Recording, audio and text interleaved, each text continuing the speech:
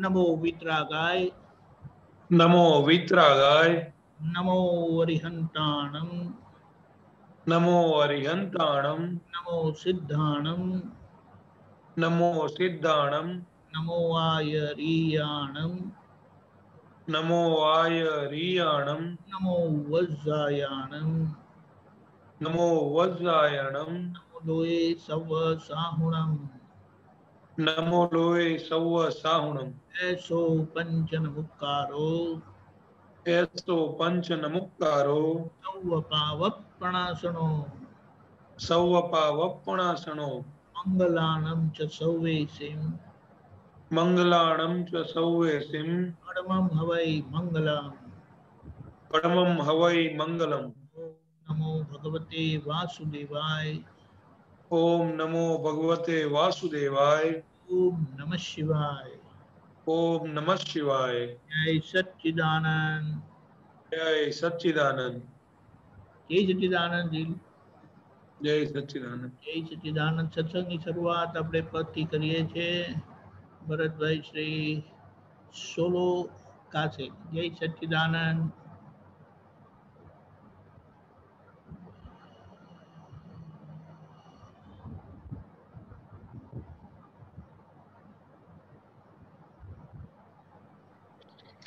जय सच्चिदानंद। जय सच्चिदानंद। जय सच्चिदानंद।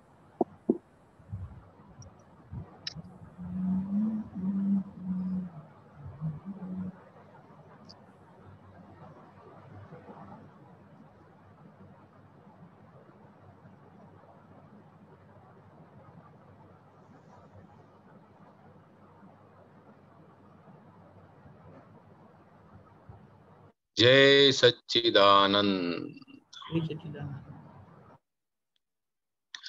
विकारी चित्त छे कुसंग जमातो થઈ જશે ભારી જ્યાં વૃત્તિ ચોખીને સારી ત્યાં પ્રવૃત્તિ થશે સારી વિકારી ચિત્ત છે કુસંગ જમાતું થઈ જશે ભારી જ્યાં વૃત્તિ ચોખીને સારી ત્યાં પ્રવૃત્તિ થશે સારી ગુનાહિત વૃત્તિનું ગૂંચડું ઉખડતા મનને જો જાણી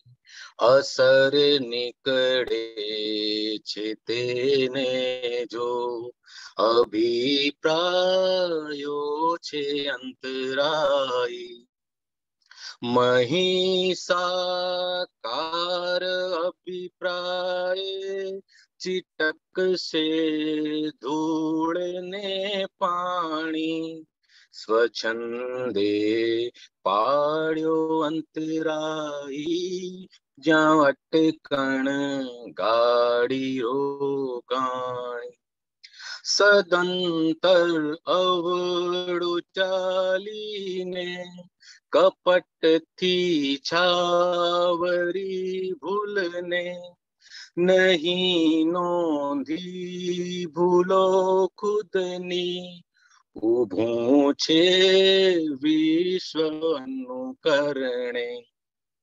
ભરેલા માલ નીકળતા વળી જાઉં પ્રતિક્રમણે જો ખટકો કોઈને રહેશે તો વધશે ભાર અતિક્રમણે નિમિત્ત નો દોષ છે જ નહીં છે નિજ દોષોની તકરારી કુદરત છે અવલ ન્યાયી દુખ્યું તેની ગુનેગારી કરે છે પૂદગલો ક્રિયા ઉદય કર્મોને આધારી ભરેલા બુદ્ધિના આશય જુએ છે તે નિરાકારી અનાત્મે થાય છે વધઘટ છે સંયોગો રસાધારી દળેલું દૈણું પ્રકૃતિ હિસાબી લેણું ઘરાણી ક્રિયામાં હોય છે હેતુ જ્યાં કેફે ગાંઠ બંધાણી અનાત્મા આત્મ સામીપ્ય ખરી વસ્તુ ન વર્તાણી જગત આસક્તિનું બંધન અહમથી સહી દીધી મારી ફકત પોતાની હાજરીથી ચલે છે વિશ્વ ઉજાણી વિયોગી માત્ર સંયોગો જ્યાં તો ત્યાં જ છે હાની પરાયા માત્ર પરમાણુ અવસ્થાનો કુમારી જે કંડારેય મૂર્તિને હો વંદન મૂળ સ્વરૂપ ધારી અહીં સર્વજ્ઞ કૃપાથી મળે છે મોક્ષ અવિકારી વિકારી ચિત્ત છે કુસંગ જ્યાં તો થઈ જશે ભારી જ્યાં વૃત્તિ ચોકીને સારી ત્યાં પ્રવૃત્તિ થશે સારી અહીં સર્વજ્ઞ કૃપાથી મળે છે મોક્ષ અવિકારી અહીં સર્વજ્ઞ કૃપાથી મળે છે મોક્ષ અવિકારી જય સચ્ચિદાનંદ જય સચ્ચિદાનંદ.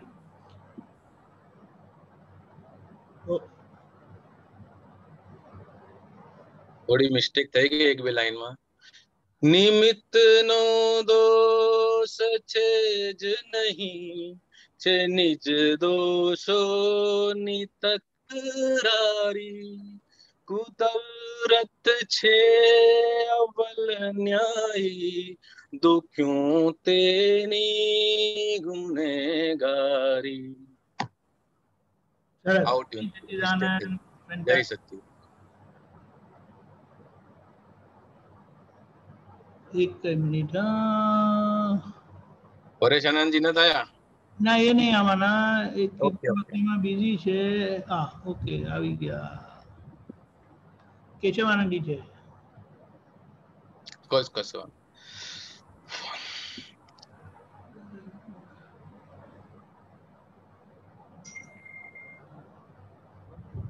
જય સચ્ચિદાનંદ. જય સચ્ચિદાનંદ આનંદ.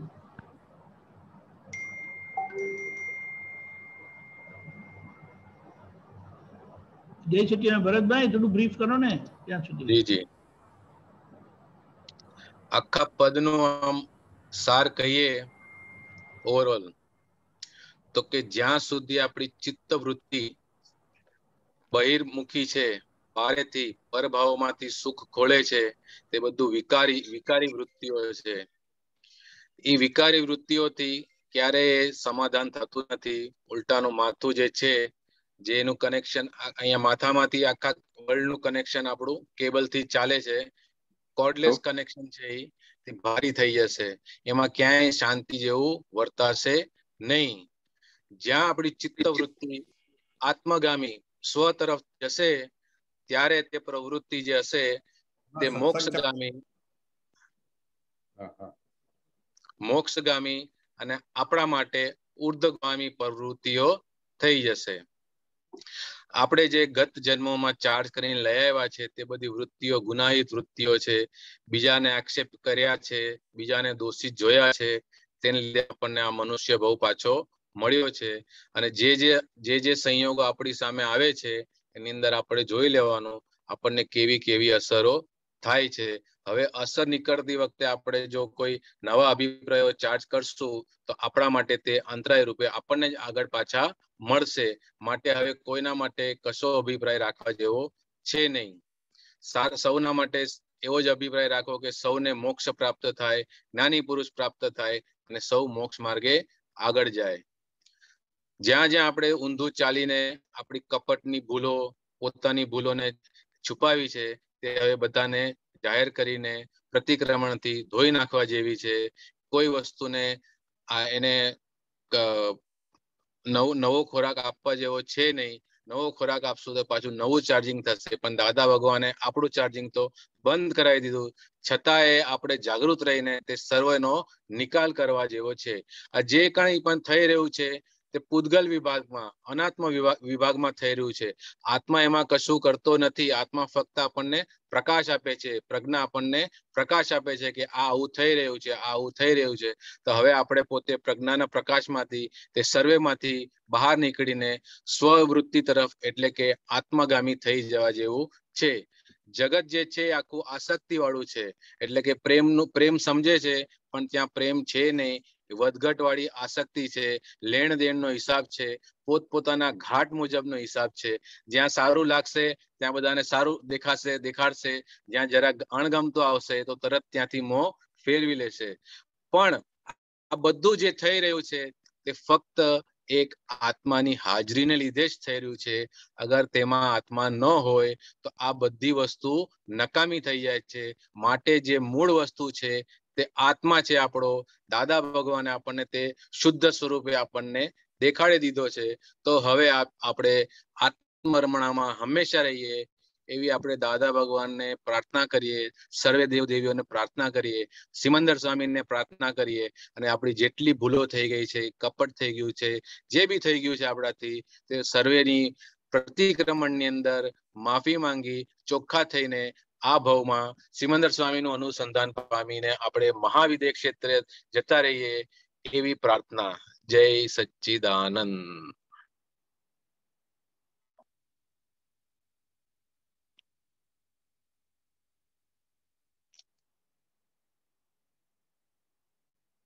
જય સચ્ચિદાનંદ દીપકાનંદજી. જય સચ્ચિદાનંદ. જય સચ્ચિદાનંદ. સોરી બધું મ્યુટ હતું. જય સચ્ચિદાનંદ કેશવાનંદજી. જય સચ્ચિદાનંદ. જય સચ્ચિદાનંદ. બહુ સરસ સાર બતાડી દીધું. સાર તો એક જ છે, ખાલી એની તરફ દ્રષ્ટિ પડવી જોઈએ, રાખવી જોઈએ હંમેશ માટે. પણ દરેક પદની અંદર કવિરાજ સાહેબ એ શું ગજબનું આખું વિજ્ઞાનનું સાર આપી દે છે. દરેક પદમાં આખું સાર મળી જાય છે. એક્સપ્લેન કરવા માટે પણ બહુ સમજવું પડે. ખાલી ગાઈ જવું એવું નહીં. હવે એક્સપ્લેનેશન માટેનો અર્થ એપ્રોપ્રિએટ જેમ છે, યથાર્થ રીતે જેમ દાદા ભગવાન કહેવા માંગે છે, આપણને સમજાવવા માંગે છે, અથવા તો આપણે આપણી સમજણ ખીલવવી જોઈએ, તે પ્રમાણે હોવું જોઈએ. Perfect, perfect. જય સચ્ચિદાનંદ. જય સચ્ચિદાનંદ.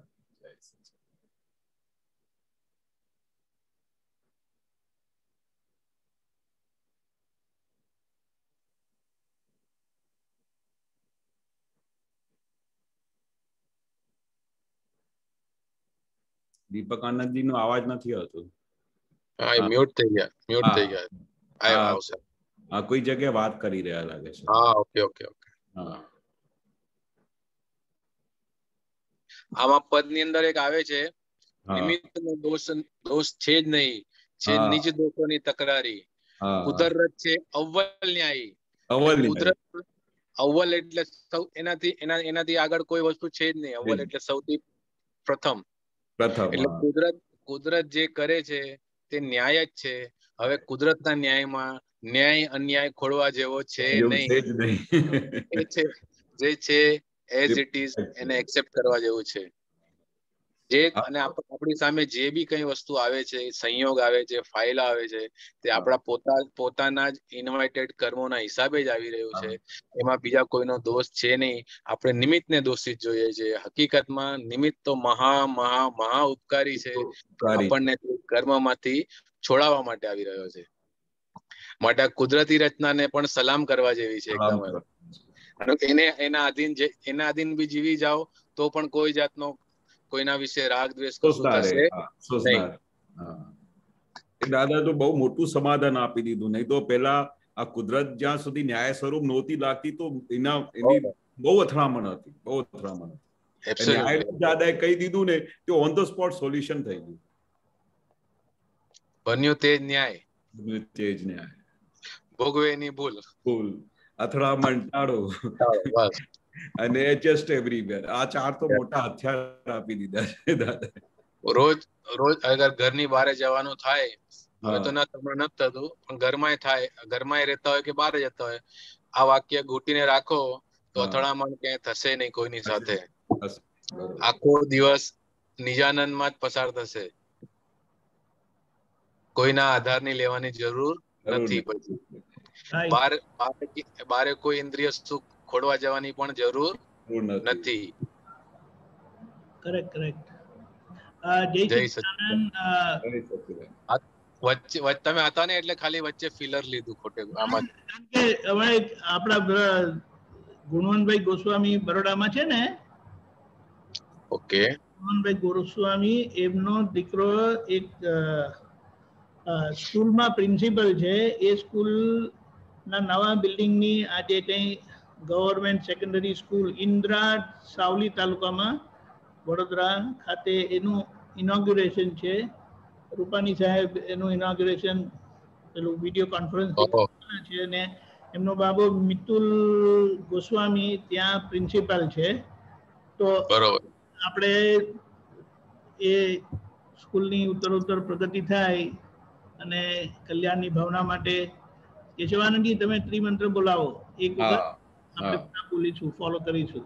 હું ફોલો કરી, બીજા બધા એ રીતે. ભરતભાઈ તમે ફોલો કરજો. ઓકે. મહાત્મા એમની રીતે ફોલો કરે, મ્યુટ કરે.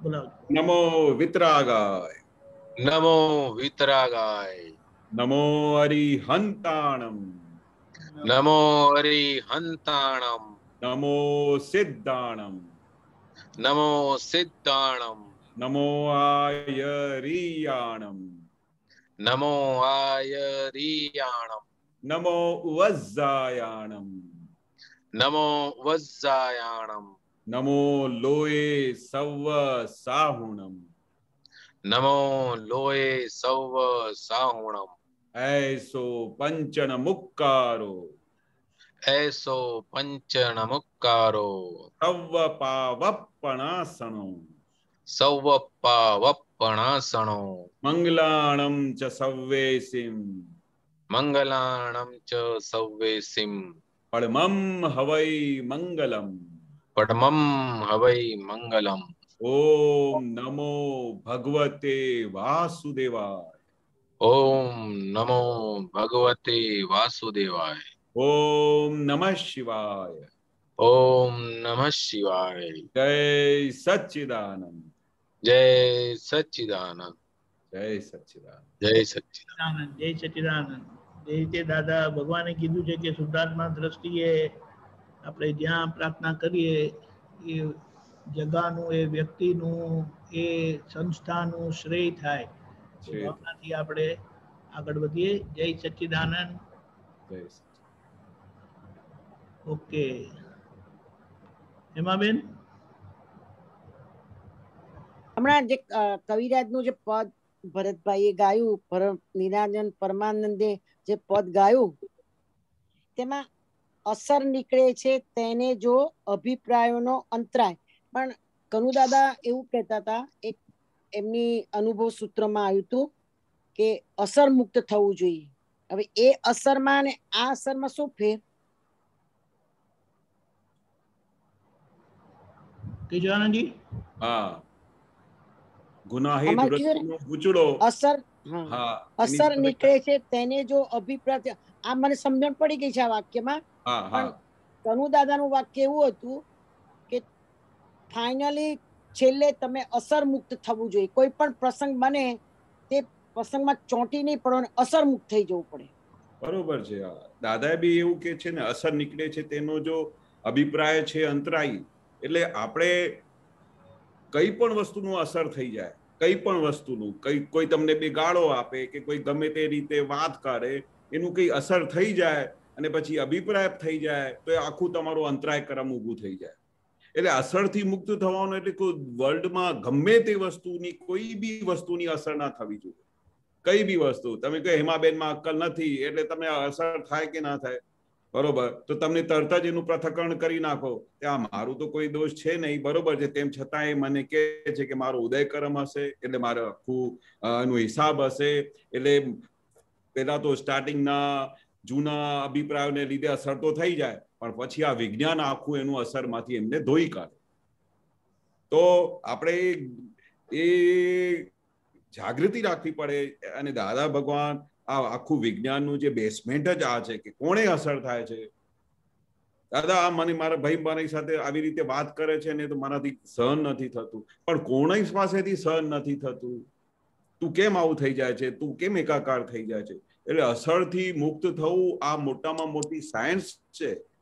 આપણે આ જગતમાં ગમે તે સંજોગ આવે, ગમે તે અવસ્થા આવે, એમાંથી અસર મુક્ત થઈ જાય એટલે સમજો કે આપણે સેફ થઈ ગયું. બરાબર છે. એટલે મારે અસરનો મિનિંગ સમજવો તો, કારણ મને તો અમારા બધા આટલા બધા પૈસા ગયા છે પણ અસર મુક્ત થઈ ગયા છે હેમાબેન અને મુકુલભાઈ અસર મુક્ત, એટલે મને એ અસર કહેતા હતા અને આ અસરમાં શું ફેર પડે એટલું મને સમજાઈ ગયું મને વાક્ય. હવે મારો પ્રશ્ન છે કનુ દાદાનું અનુભવ સૂત્ર 27 દીપકાને કાઢો ને, અને 203 નું વાક્ય.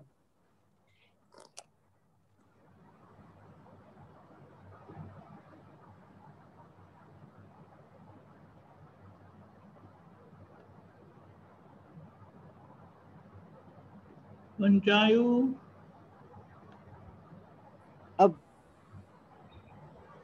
કિશોરજી, વંચાયું. હા, આ પેલું વચ્ચે દેખાતું નથી પેલું કશું. હવે આવ્યું. હા,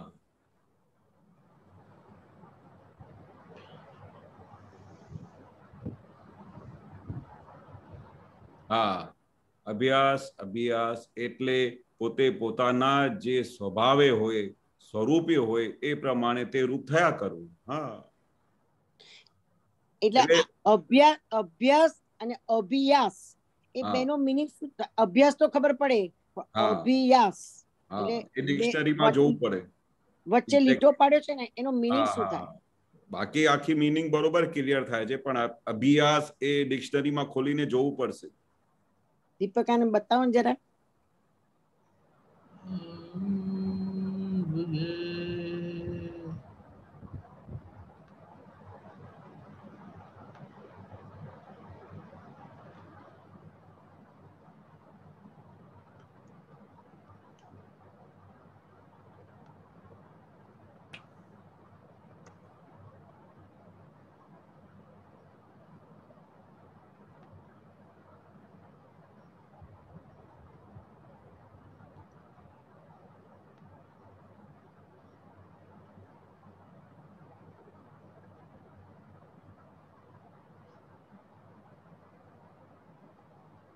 એક મિનિટ.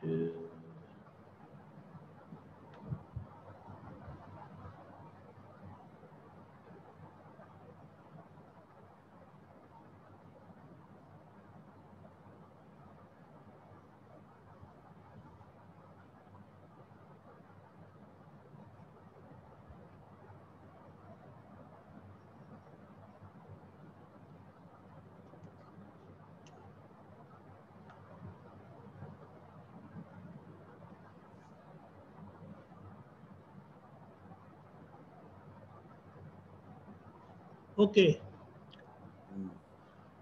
હા,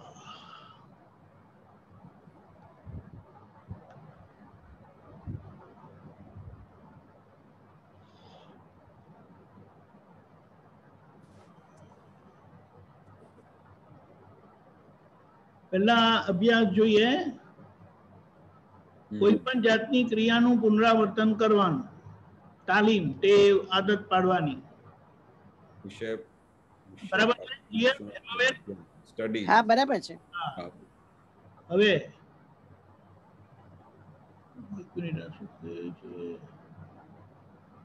અભ્યાસ (2A).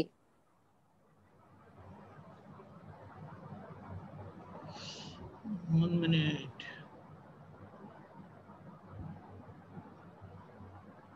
અભી એટલે તરફ, પાસે. જોયું હેમાબેન? હા બરાબર છે. અભી ખબર પડી ગઈ. અને પાછું એને આસ લગાડો. આસ એટલે આસન, એ તરફ, એ તરફ, એ તરફ. સમજી ગયું. એટલે અંદર આત્મા તરફ જયા કરો. બરાબર ને? વિજ્ઞાન એવું કહે છે કે આમ તો દાદાએ છૂટું પાડી આપ્યું છે, છતાંય આપણે અંદર આત્મા તરફ જાઓ. બરાબર છે? જવાની ક્રિયા નથી, પણ હું સમજુ છું એવું. દિશા, દિશા, દિશા. બરાબર છે? બરાબર છે, બરાબર છે. આત્મા તરફની દિશા તરફ. આસ લખ્યું છે ને, આસ શ પેલો લખવાનો, આ શક આ નહીં. ઓકે. પ્રકૃતિ ખાણું નહીં, શ.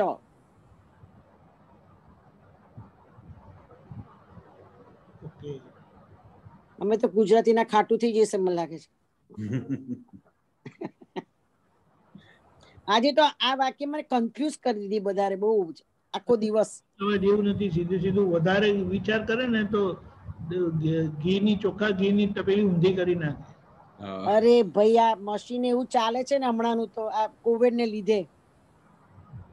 ના ના, પણ કોવિડ ને લીધે તો બહુ સરસ થઈ ગયું છે. પણ એટલે જ મશીન ચાલે છે ને, બરાબર જોરદાર ચાલે છે. રિવોલ્યુશન વધી ગયા છે. અરે વાત ના પૂછશો. રિવોલ્યુશન વધે ને તો સમાધાન થાય, ગૂંચવાડો ના થાય. ગૂંચવાડો થતો જ નથી મને. એટલે ખ્યાલ આવી ગયો? રાઈટ, મને ખબર પડી. પોતાના જે સ્વભાવ છે હોય એ પ્રમાણે તે રૂપ થયા કરવું. બરાબર છે, બરાબર છે, બરાબર, સમજી ગઈ. હવે બીજું વાક્ય છે 2:12. એમાં આપણે પદમાં પણ આવ્યું કે ઊભું છે વિશ્વ અનુકરણે, ને આમાં લખ્યું છે અનુસરણ. અનુકરણ ને અનુકરણ અને અનુસરણ, એમાં શું ડિફરન્સ?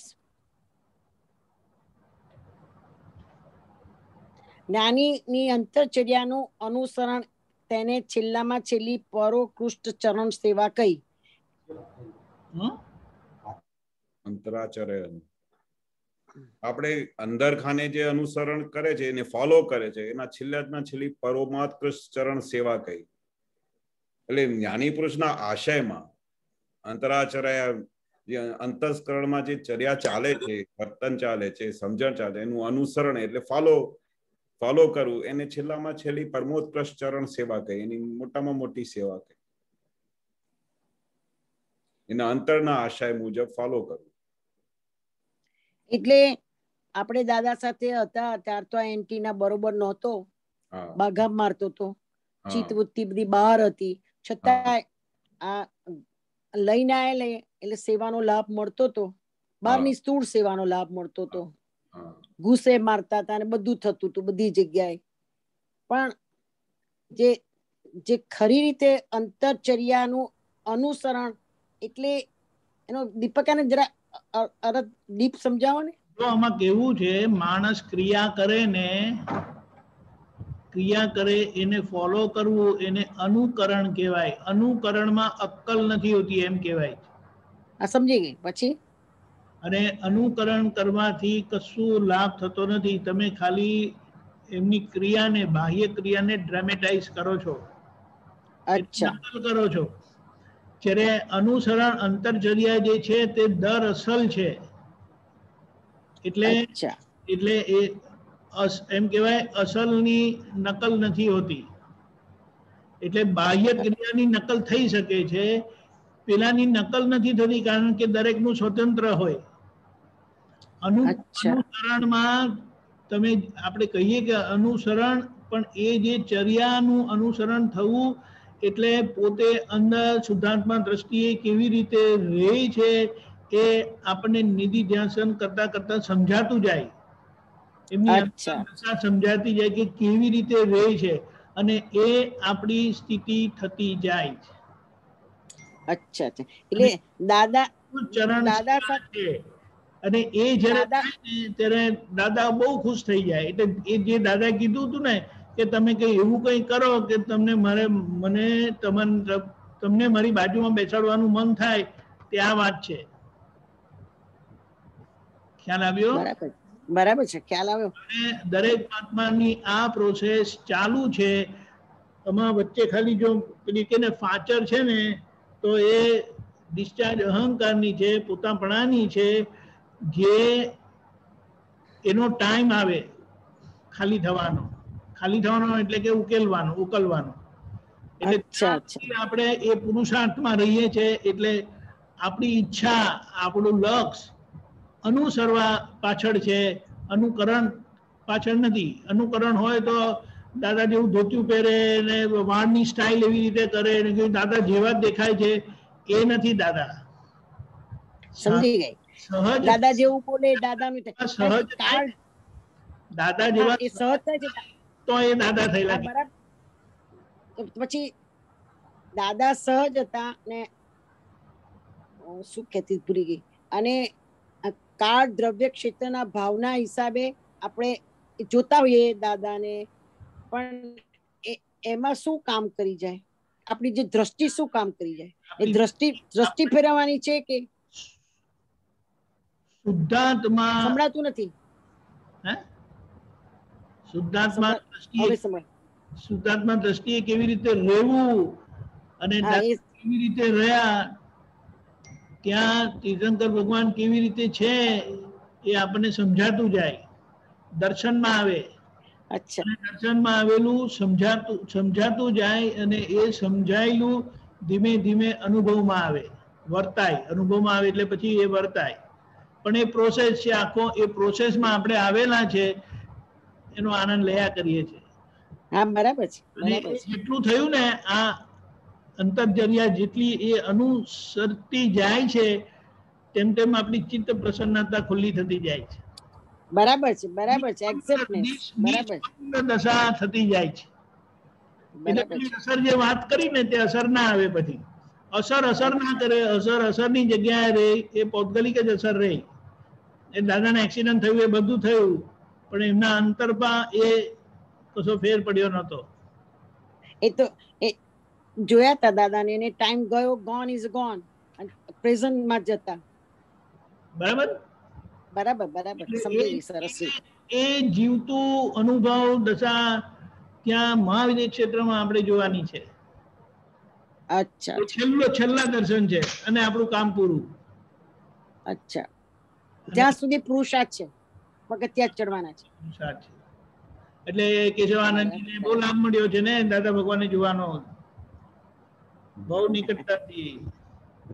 બહુ સરસ. ચાલો આગળ જઈએ. જય સચ્ચિદાનંદ. જય સચ્ચિદાનંદ. જય સચ્ચિદાનંદ.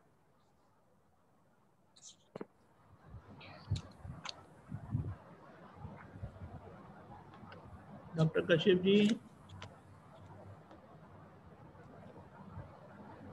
જય સચ્ચિદાનંદ બધાને. જય સચ્ચિદાનંદ. જય સચ્ચિદાનંદ. પદ છે દાદા દૂર છતાં પાસે CD 33.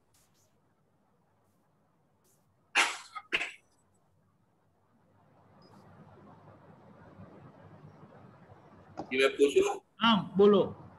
આ ફર્સ્ટ પેરાગ્રાફમાં છે જય સચ્ચિદાનંદ મંત્રોના પુષ્પોની અવિચ્છન માલા પહેરાવે છે. આ થોડું સમજાવો. જય સચ્ચિદાનંદના પુષ્પોની માલા પહેરાવે છે અવિચ્છન. જય સચ્ચિદાનંદ મંત્રોના પુષ્પોની અવિચ્છિન્ન માલા પહેરાવે છે. એટલે દાદા શું કહેવા માંગે? કવિરાજ કે જય સચ્ચિદાનંદના મંત્રની જે આપણે દાદાએ આ ત્રિમંત્ર જે હાથમાં આપ્યો, અવિચ્છિન્ન જે માલા જે એક વખત તમારા હાથમાં આવી ગઈ એનું પછી છિન્ન થતું નથી, તૂટતું નથી.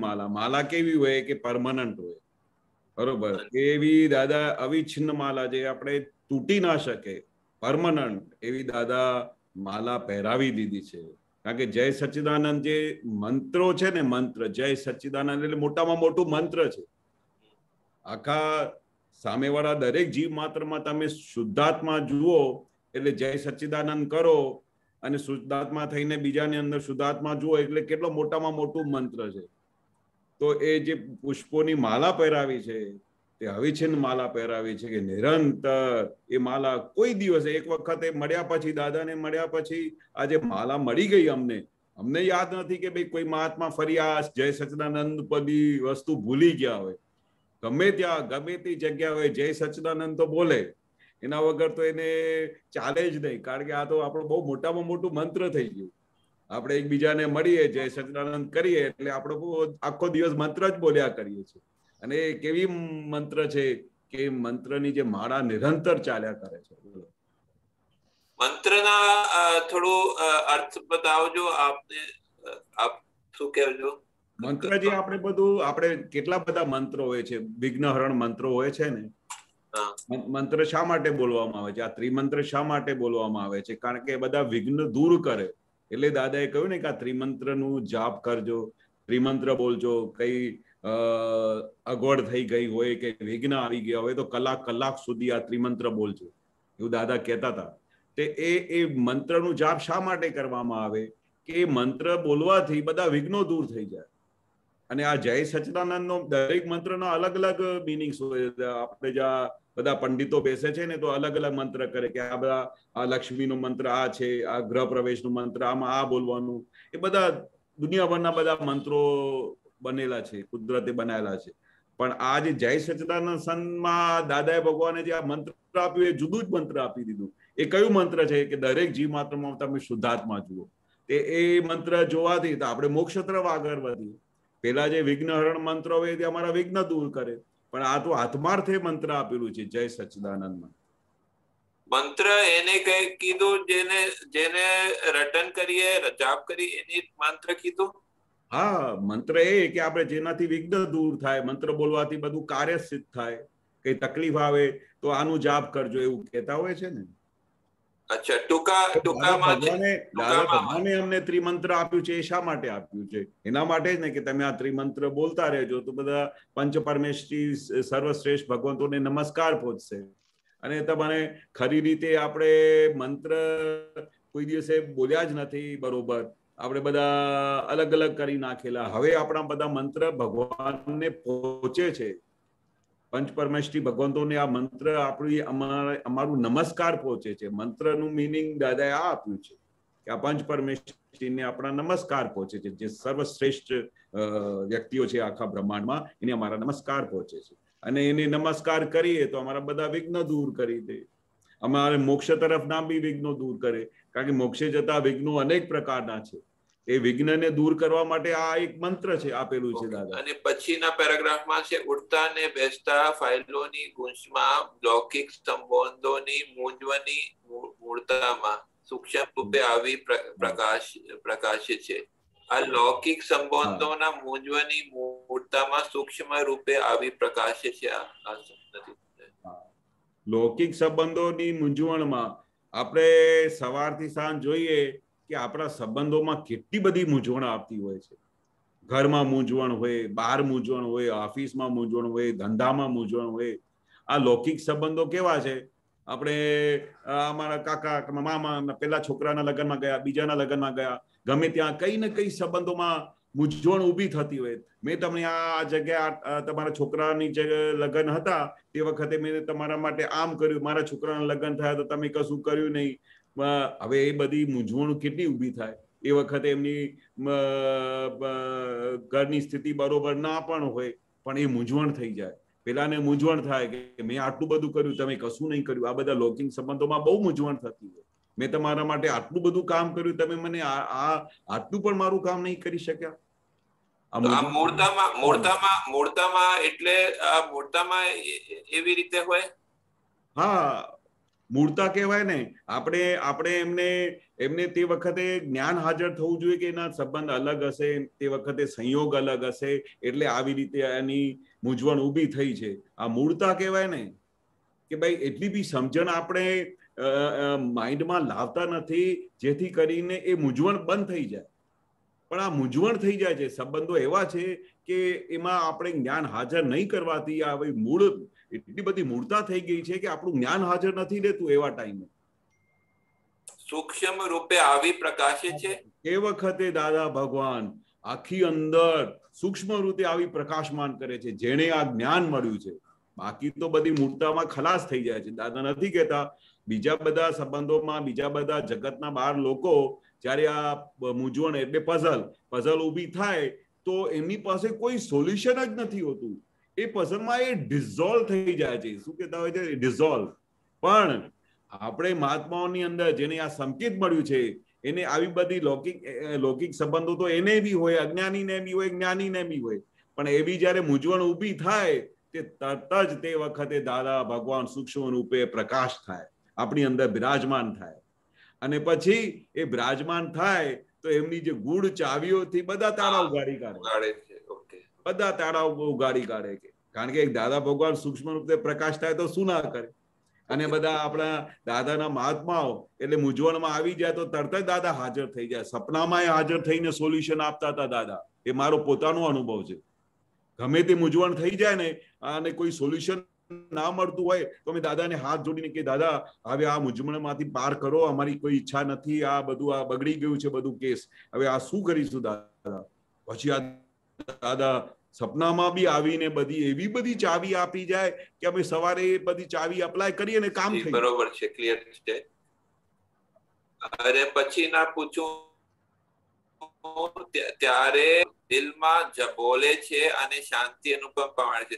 દરિયા દિલમાં જબોલે છે એટલે દરિયા દિલ. ઓહો, આપણે નથી કહેતા કે આ માણસનો દિલ તો દરિયા દિલ છે. દરિયા એટલે બધું એના પર આખું સમાઈ જાય, આખું દરિયા સમાઈ જાય એનું મોટું દિલ છે.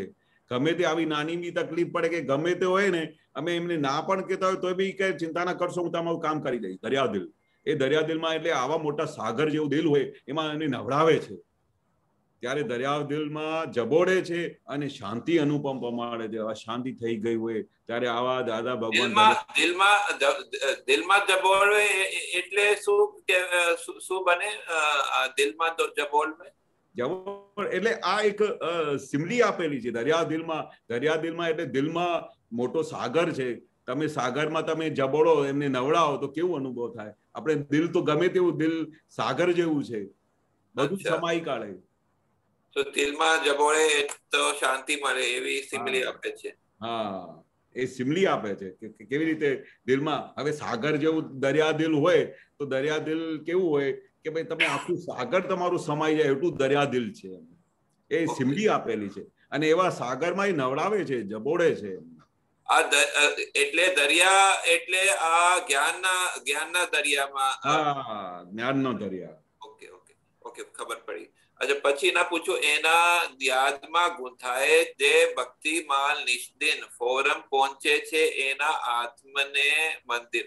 ફોરમ પહોંચે છે એના આત્મને મંદિર. થોડું સમજાવો.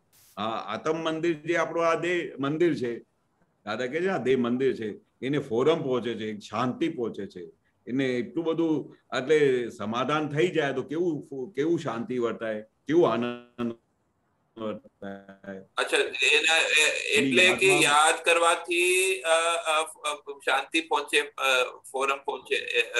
હા, એની યાદમાં ગૂંથાય જે ભક્તિ માળ નિષ્દિન, જે ભક્તિની માળા જપે છે નિષ્દિન, એની યાદમાં ઓન ધ સ્પોટ એને સુકૂન મળી જાય છે. ફોરમ પહોંચે એટલે એને શાંતિ મળી જાય, એને આત્મ મંદિરને એવું ઠરી જાય. દાદા કે યાદ કરે એનો શાંતિ મળે ને.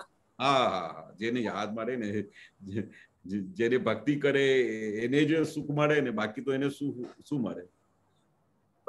જો યાદ કરતા उसको શાંતિ मिलेगी ना.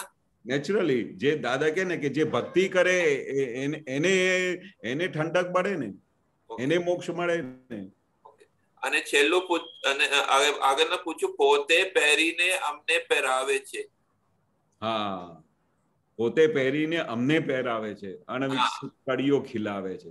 પોતે પહેરીને એટલે પોતે બધું અનુભવ કરીને પછી અમને અનુભવ કરાવે છે. અચ્છા, અનુભવ કરવા. હા, આખું વિજ્ઞાન પોતે પહેરી તે સ્વરૂપ થઈને અને પોતે આખું એ મોક્ષ સ્વરૂપ થઈને અમને મોક્ષ સ્વરૂપ આપ્યું છે. ઓકે.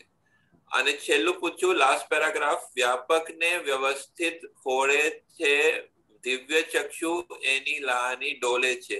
વ્યાપક ને વ્યવસ્થિત એટલે? વ્યાપક ને એટલે જે એક્ઝેક્ટલી હું જેવું સમજુ છું કે વ્યાપક એટલે જે પેલો એમને કહીએ કે ભાઈ જે હકદાર છે, એને વ્યવસ્થિત ખોડે છે, જે હકદાર. બાકી દિવ્ય ચક્ષુ એની લાણી ડોળે છે. એટલે મને એવું સમજાય છે. તેમ છતાં વ્યાપક ને એક્ઝેક્ટલી વર્ડ દીપકાનંદ ને પૂછીએ કે શું કહેવા માંગે છે. વ્યાપક જો વ્યાપ એટલે એક્સપાન્ડ, સ્પ્રેડ. વ્યાપ એટલે વ્યાપ. અને વ્યાપક એટલે જે પ્રસરેલો છે, એટલે આપણા જે હિસાબો પ્રસરેલા છે ને જ્યાં જ્યાં, તે રીતે વ્યવસ્થિત આપણને ત્યાં લઈ જાય છે. હા, બરોબર. એટલે ત્યાં ક્યાં હિસાબ હોય ને ક્યાં આપણી ગાડી આખો ટર્ન ઊંધો લેવાઈ જાય ને ત્યાં આપણને ભેગા થાય ને ત્યાં એ ટ્રાન્ઝેક્શન થાય. હા, ખબર નહીં પડે. જો વ્યાપ ને વ્યવસ્થિત ખોલે એટલે વ્યાપ એટલે પોતે જે વ્યાપેલો છે ને, હું પોતે જે હું વ્યાપેલો છે તેને વ્યવસ્થિત ખોળે છે, એટલે એ પ્રમાણે વ્યવસ્થિત લઈ જાય છે. અચ્છા, એ વ્યવસ્થિત લઈ જાય છે. જ્યાં હું વ્યાપેલો છું ત્યાં વ્યવસ્થિત મને લઈ જાય છે. એ વ્યવસ્થિત મને ત્યાં એમની જોડે ભેગું કરે છે. સંજોગના આધારે. વ્યવસ્થિત એટલે સાયન્ટિફિક, વૈજ્ઞાનિક, સંયોગિક પુરાવા. સંજોગને આધારે લઈ જાય છે. વ્યાપકના આધારે સંજોગો ભેગા થાય. પોતાનો વ્યાપ કેવો છે એના આધારે. અચ્છા. કર્મો પ્રમાણે. ઓકે. દિવ્ય ચક્ષુ એની લાની ડોલે છે. એનો મતલબ શું થાય? વ્યવસ્થિત આપણને તે બાજુ લઈ જાય છે, એટલે એ ભોગવટામાં આપણને લઈ જાય છે. અને દિવ્ય ચક્ષુ આપણને જ્ઞાન મળેલું છે, દાદા મળેલા છે, તો દાદાના આપેલા દિવ્ય ચક્ષુથી એની લાણી એટલે એનો લાભ મને મળે છે અને હું એમાંથી મુક્ત થાઉં છું હિસાબમાંથી. બરોબર. ધન્યવાદ. જય સચ્ચિદાનંદ. જય સચ્ચિદાનંદ. હરેન્દ્રભાઈ. જય સચ્ચિદાનંદ દીપકાનંદ. જય સચ્ચિદાનંદ હરેન્દ્રભાઈ. જય સચ્ચિદાનંદ કેશવાનંદ. જય સચ્ચિદાનંદ.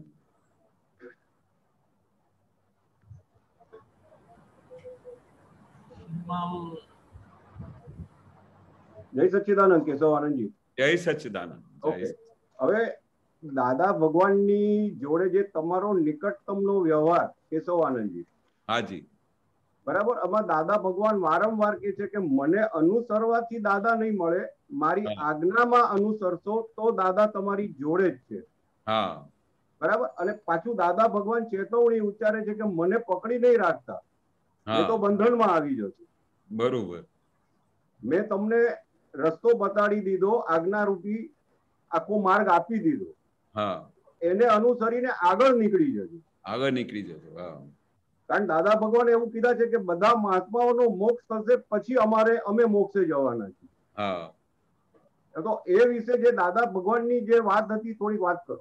હા, બરોબર. હવે દાદા ઘણી વખતે અમે જયારે દાદા જોડે રહેતા હતા તો દાદાની માટે અમને એટલું બધું રાગ થઈ જતું કે દાદાને અમે છોડતા જ નહીં. દાદાની પાછળ દોડતા જતા. મુંબઈ જાય તો મુંબઈ જતા રહીએ, અમદાવાદ જાય તો ત્યાં જતા રહીએ, અને બસ આખો દિવસ એવું રહેતું કે આ દાદા જોડે અમે નિરંતર 24 કલાક રહીએ. કારણ કે તે વખતે હજુ એટલી જ્ઞાનની બધું પ્રકાશ એટલું થયેલું નહીં, એટલી સમજણ નહીં, આત્મા બસ એટલી ઠંડક બહુ વર્તી હતી. કે ઘણી વખતે દાદા પછી એવું ઈશારો કરતા હતા કે ભાઈ આમ ઈશારો કેવી રીતે કરે કે છેવટે આ તો AM પટેલ ને બારી કાઢશે ને, એટલે આના ઉપર શું રાગ કરો છો? એટલે છેવટે તમારે અંદર ખાને જે અંદર જે દાદા પ્રગટ થયા છે તે સ્વરૂપ થવાનું છે, આવી હિન્ટ મારી દેતા હતા. પછી આમ રિયલિટી ઝટકો વાગતો કે આ દાદા કે છે આ તો AM પટેલ છે, આ જ્ઞાની પુરુષ પ્રગટ થયા છે, એનું કામ કાઢી લો તમે. એટલે એટલા માટે શું કહેતા હતા કે આ પરપોટું ક્યારે ફૂટી જશે કહેવાય નહીં, પછી એવું બી કહેતા હતા. એટલે જેથી કરીને કોઈને બી આની દાદા જે બહારના જે બધા લોકો દાદા દેખાતા હતા કે એના પર કોઈને રાગ ના થઈ જાય, કારણ કે એના પર રાગ થઈ જાય તો પછી અંદર એ જાય નહીં. બરાબર. અંદરની તરફ એની ગાડી જ બંધ થઈ જાય. પછી દાદા વારે ઘડીએ એમને ક્લિયર કરતા હતા કે દાદા ભગવાન જે તમે દેખાય છે એ નહીં, એ તો AM પટેલ છે, ભાદરણના પાટીદાર છે, અને આ કન્સ્ટ્રક્શન લાઈનનો કોન્ટ્રાક્ટ લાઈનનો નગોડ ધંધો કરે છે. એટલે પછી આખું બધું ફ્રેક્ચર થઈ જતું. જે દાદા માટેનું બહુ અટ્રેક્શન હતું. આપણે દેહ મંદિર તો કહેવાય ને, પણ આપણે એને માટે ખૂબ પ્રેમ, ખૂબ લાભ, ખૂબ રાગ થતું જ હતું. પણ છેવટે દાદા કોઈને પણ ત્યાં એકત્રિત થવા નહોતા દેતા. બરાબર. કોઈને જોડે નહોતા રાખતા. કોઈને કે ભાઈ આ બસ દાદા અને 3 મહિના પછી કે 6 મહિના પછી પણ તમે આવ્યા હો ને દાદા પાસે, તો દાદાને કે એવું ના થાય કે બહુ દિવસે આવ્યા, શું થયું, બરોબર મજામાં છો ને? પછી આમ સહજ રીતે એમના ઘર બહારનું બધાનું હાલચાલ પૂછીને એકદમ તરત જ ઓકે ચાલો અમે હવે સત્સંગમાં જઈએ. અરે આ તો 6 મહિના પછી આવ્યા તોય પણ દાદાએ કશું કઈ વાત આટલું બધું નહીં, સહજ આત્માની વાત કરીને સરળ રીતે સહજ રીતે વ્યવહાર નિભાવીને ગાડી આગળ. પછી જે એક વખતે ગયા મહાત્માઓ તો પછી ફરી દાદા કોઈને યાદ બી ના આવે. રાઈટ. યાદ જ ના આવે. પછી જયારે તમે ભેગા થાવ ત્યારે બધું ઓન ધ સ્પોટ હાજર થઈ જાય, બધી વાત કરે તમારી સાથે, બધું કરે. પણ ગયા તો પછી એનું અર્થ શું હતું કે 24 કલાક સેકન્ડે દાદા ફક્ત આત્મામાં જ રહેતા હતા. અને અમને આત્મામાં કેવી રીતે રહેવું અમને શીખવાડતા હતા. કોઈની જોડે રાગ દ્વેષ નહીં, કોઈની જોડે અથડામણ નહીં, કોઈની જોડે અટેચમેન્ટ નહીં. કોઈને બહુ સારી સેવા કરતો હોય તો એને કે આ તું મારી સાથે જ ચાલ 24 કલાક નહીં. તમે અહીંયાથી સેવાનો લાભ તૂટ્યો તો મુંબઈમાં તો બીજાનો લાભ મળી જાય, પછી અમેરિકા જાય તો એમને ત્રીજાને લાભ મળી જાય. કોઈ દિવસે દાદા વિચારતા જ નહોતા કે હું મને કોણ નવડાવશે, હું કેવી રીતે ખાઈશ અને હું આમ કરીશ ને તેમ, કશું જ નહીં. વર્તમાનમાં જ રહેતા હતા. એટલે સાક્ષાત પરમાત્માની જે મૂર્તિ આપની આંખોની સામે હતી, એની બહારની મૂર્તિ અમને જબરજસ્ત, મને એકલાને એની આખા જેટલા બી મહાત્માઓને મળ્યા હશે એને દાદા માટે ટ્રીમેન્ડિયસ અટ્રેક્શન રહેતું હતું. પણ છેવટે દાદા બધાને બહારમાંથી કાઢીને અંદર તરફ લઈ જતા. બરાબર. અંદર જે પ્રગટ થયા છે એને જ ભજવાનું, આજ્ઞામાં જ રહેવાનું. અને છેવટે એવું બી કહેતા હતા કે બધી સેવા માટે બધું બહુ મારામારી થતી હતી, બધા દોડમ દોડ કરે ને તો દાદા પછી એકદમ સહેલાઈથી શાંતિથી એવું મારી દેતા હતા કે મારી જે આજ્ઞામાં રહે ને એ મારા સૌથી મોટામાં મોટી મારી સેવા કરી કહેવાય. રાઈટ. એટલે પછી બધી ભાંજકડ તૂટી જતી કે હું પેલા દાદાને સેવા કરું, હું દાદાનું નામ કરું, બધું તૂટી ગયેલું. જેને સહજ રીતે સેવા મળતી હતી એ પોતાના ગયા ભાવમાં એવું બધું ડિસ્ચાર્જમાં લઈ આવેલા હશે કે ભાઈ મને જ્ઞાની પુરુષ મળે તો એની સેવા કરીશ, આમ કરીશ, તો એને એની સેવા કન્ટિન્યુઅસ મળ્યા જ કરતી હતી. પણ બાકી જોઈને કોઈ કરવા જાય ને તો દાદા એવું જ કહેતા હતા કે આ બધી આ કોઈ દિવસે મારે જ્ઞાની પુરુષની સેવાની જરૂર જ નથી. બરાબર. જેને લાભ મળ્યું છે, જે આમ બધું લખાઈને લાવ્યો છે, પોતાની સાથે સાઇન કરીને આવ્યો છે, એને આ બધી મળ્યા કરે છે. પણ બાકી બધાને તો લાવો મળે નહીં સેવાનું. એનો અર્થ શું કે પછી એને દાદાની સેવા મળે નહીં. તો દાદાએ આખું બધું ખુલ્લું કરી દીધું. તમે મારી આજ્ઞામાં રહો, મારા કયા પ્રમાણે ચાલો, દાદાના આશય પ્રમાણે ચાલો, તમે મારી બહુ મોટી સેવા કરી કહેવાય. તમને લાભ મળ્યા જ કરે. બરાબર. એટલે છેવટે દાદા શું કરતા હતા, બધાને અંદર તરફ લઈ આવતા હતા, આત્મા તરફ લઈ આવતા હતા. દાદાનું એ મેઇન ધ્યેય હતું. પણ જ્યાં સુધી આ આખું વિજ્ઞાન, આખી સમજણ આત્માનું અંદર ગાડી અંદર જાય તો ત્યાં સુધી તો દાદા માટેનું બહારનું જે દાદા હતા એ જ અમારા ભગવાન હતા, એ જ અટ્રેક્શન હતું. તો ત્યાં સુધી રહેતું જ હતું. પણ કેશવાનંદજી, દાદા ભગવાનનો આખો વ્યવહાર એવો હતો કે પોતે ક્યાંય નિમિત્ત રૂપે પણ બંધનમાં કોઈને લઈ આવે નહીં. નહીં, કોઈને બી નહીં. જેના કારણે બંધન ઊભું થઈ જાય અને પ્રગતિનો માર્ગ અટકી જાય. હા, એટલે આપણે વ્યક્તિમાં અટકી જઈએ તો એની અંદર આપણી નબળાઈઓ આગળ વધતી જાય છે અને આપણે માર્ગ ચૂકી જઈએ, એવું ના થાય? હા, એવું તો કોઈ દિવસે રહેલું નહીં, કોઈ દિવસે બી નહીં દાદાને. મેં તો એ અજાયબી જોયેલી. અને એક નાનો દાખલો આપું કે જયારે એક્સિડન્ટ થયેલું દાદા ભગવાનનું, તો હું એ બંધનની વાત કરું છું કે નીરુબેન એમનું કન્ટિન્યુઅસ સેવામાં રહેતા હતા, પણ જે એક્સિડન્ટ થયું તો એને પણ જબરજસ્ત વાગેલું, તો એ તો 6 મહિના સુધી પહેલા ત્યાં ઔરંગાબાદ ગયા. હવે ત્યાં એમના બ્રધર ને ત્યાં બધા, તો 6 મહિના સુધી હું દાદા ભગવાન જોડે સાથે હતો, કન્ટિન્યુઅસ, દરેક મુમેન્ટ ટુ મુમેન્ટ. તો મને એ આટલા 6 મહિનાની અંદર એક દિવસ બી એવું નહીં લાગ્યું કે દાદાને એવું કઈ લાગતું હોય કે ભાઈ આ સેવામાં આમ હતું, આ પેલું કરતા હતા, પેલું કરતા. એટલું બધું સહજ કે અમને ખબર બી નહીં પડવા દીધી કે બેન નીરુબેન ત્યાં નહોતા. બોલો. અને સહજ રીતે અમારે બધાને એવી સુંદર રીતે દાદાની સેવા થતી હતી કે દાદાને બી કઈ અગવડ જેવું લાગેલું નહીં. પણ પહેલી જગ્યાએ જે કોઈ બંધન હોય કે ભાઈ આટલા વર્ષો સુધી પેલા બેન સેવા કરતા હતા કે શું કરતા હતા, તો એ બંધનમાં પછી ડિસ્ટર્બ થઈ જાય, કશું નહીં. એ મેં જ્ઞાની પુરુષનું સ્વરૂપ જોયેલું. કોઈના બી સંબંધમાં, કોઈની બી સાથે તમે જોડે રહો કે ના જોડે રહો, તમે વર્ષો સુધી તમે રહ્યા હો કે અચાનક આજે જ આવ્યા હો, તો પણ તમારી સાથે એવો સંબંધ થાય કે જાણે કેટલા વર્ષોનું સંબંધ હોય. દાદાનું એક એવું અજાયબી હતું કે એનું વર્ણન થાય એવું નથી. એટલે તું કહે ને 1008 ગુણ વાળા, તમે દરેક વખતે જુઓ કે આ તો દાદાનું નવું ગુણ જોયું, આ તો દાદાનું પહેલી વખત જોયું કે આટલા વર્ષો જોડે રહેલા હોય તો બી દાદાને એવું કશું લાગ્યું નહીં કે ભાઈ આના વગર ચાલે નહીં. બરાબર. અને પછી 6 મહિના કે વર્ષ પછી કોઈ પાછો આવ્યો હોય તો બહુ સરસ આવી ગયા, ચાલો બેસી જાઓ, કામ પર લાગી જાઓ. કેવું સરળતા, કેવી સહજતા, કઈ વધારે ડિસ્કશન બી નહીં. બોલો. દાદા ભગવાને એવી એક વાર ટકોર કરેલી કે અમુક કામ આ સેવાના જે સ્ત્રીઓ કરી શકે એ તમે આપતો પુત્ર ન કરી શકો. હા. પણ એ જ કહું છું ને કે દાદાએ કોઈ દિવસે કોઈ બી આપતા પુત્રને કે કોઈને બી એવું વર્ણન કરતા મેં જોયું નહીં કે આના વગર ચાલે નહીં, આ બરોબર કરે છે, આ ખોટું કરે છે. દરેકને એવું જ અનુભવ કરાવતા હતા. એ તો હું કહું કે આ વર્લ્ડમાં કોઈ બી આ દાદા ભગવાન સિવાય બીજો કોઈ કરી જ ના શકે, કે કોઈને બી એવું અનુભવ નહોતા કરાવતા કે તને આ તેલ લગાડતા નથી આવડતું, તને કે આમ કરતા નથી આવડતું. અને ઉલટું દરેક વખતે કે બહુ સરસ માલિશ કરી, અરે વાહ, કશું આવડતું નથી, પણ દરેકને દાદા વિન કરાવતા હતા. દાદા કહેતા હતા ને કે દરેકને વિન કરાવતા હતા. એ ખૂબી, એ દાદાના કેટલા ગુણોનું વર્ણન કરું. એક વખત હું દાખલો આપું કે અચાનક મારે નાઇજીરિયા જવાનું થયું, તો મેં દાદાને વાત કરી કે મેં દાદા હું નાઇજીરિયા જઉં છું કારણ કે મારે માર ખાવા જવાનું હતું ત્યાં. તો દાદા મને રોકે નહીં ને કે માર ખાવા જઈ આવો. તો સહજ રીતે મેં વાત કરી કે દાદા એવું કઈ ત્યાંથી બોલાવવા આવ્યું છે, ભાઈ કે છે કે અહીંયા આવો, તો જઉં છું દાદા. તો કે કેટલા વખત માટે કે 1-2 વર્ષ ટ્રાય કરવા જઉં છું. કેવો બહુ સરસ, જઈ આવો, મારી આશીર્વાદ છે, વિધિ કરીને જાઓ. 2 વર્ષ પછી પાછો આવ્યો તો અચાનક તો 2 વર્ષ સુધી કઈ યાદ નહીં, કશું નહીં. 2 વર્ષ પછી પાછો આવ્યો તો દાદા પૂછે છે કેમ આવી ગયો, બરોબર છે બધું, ચાલ લાગી જા.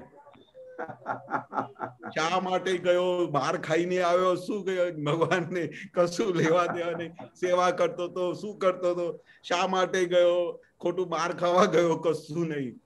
એવું છે જ્ઞાની પુરુષનું. પણ એટલે એમાં કેશવરામજી આપણે એવું સમજવું જોઈએ કે દાદા ભગવાને બધાને થાબડીને પ્રોત્સાહિત જ કર્યા, કારણ એ તો જાણતા હતા કે આ માઇનસ વાળા છે બધા. હા. અને પછી બીજું મોટામાં મોટું સિક્રેટ બતાવું કે એ દાદા તો બધું જાણતા હતા, પણ દાદા હતા જ એવા ને કે તમે એને બહાર કાઢી શકો જ નહીં. પછી નાઇજીરિયા જાઓ કે ગમે ત્યાં, એ તમારામાં એવા પેનિટ્રેટ થઈ જતા હતા કે તમે એને બહાર કાઢી શકો નહીં. એ અમે મોટામાં મોટી અજાયબી જોઈ. ચાહે હું 2 વર્ષ નાઇજીરિયામાં હતો, પણ બંને 2 વર્ષ તો મને એટલી બધી ખેંચાણ થતી હતી કે એટલે બધે લૂંટેરાઓએ મને માર આપી કે તું પાછું જા, હવે માર તારી પૂરી થઈ ગઈ. તે માર ખાઈને સીધું 2 વર્ષમાં પાછો આવતો રહ્યો. પણ દાદા પેનિટ્રેટ થઈ જતા હતા. જેને બી મળ્યા હોય ને એ બધાનું અનુભવ તમે પૂછો ને કે દાદા એની અંદર બિરાજમાન થઈ જતા હતા. પછી એમને દાદા સિવાય કશું દેખાતું જ નહોતું.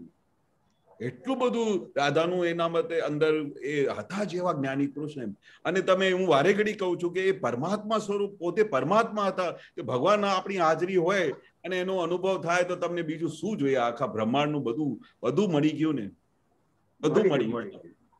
કશું તમારે બાકી રાખ્યું નહીં. દાદા કહેતા હતા ને, અમે કશું બાકી રાખ્યું નથી. બરાબર. રાઈટ રાઈટ સાહેબ.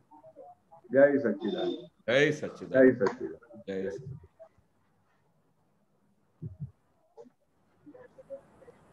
જય સચ્ચિદાનંદ.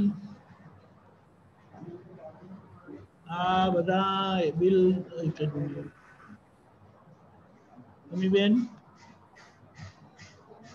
જય સચ્ચિદાનંદ કેશવાનંદજી. જય સચ્ચિદાનંદ. જય સચ્ચિદાનંદ દીપકાનંદજી. કેશવાનંદજી, હમણાં આપે જે વાત કરી ને કે દાદાજી ક્યાં તમે નાઇજીરિયા થી આવો, કોઈ આવે તો પૂછે નહીં કશું પણ કે ભાઈ ક્યાં હતા, શું હતા. એનો મતલબ એ થયું કે દાદાજી પાસ્ટ ટેન્સ નું જે થઈ ગયું એ પાસ્ટ નું ક્યારે પણ પાછું આપણે એને ઓલું ચૂથવાનું નહીં કે એના માટે કશું બોલવાનું નહીં. અને આપણે હવે શું છે, તમે હવે આવ્યા ને વર્તમાનમાં, હવે વાત કરો એમ.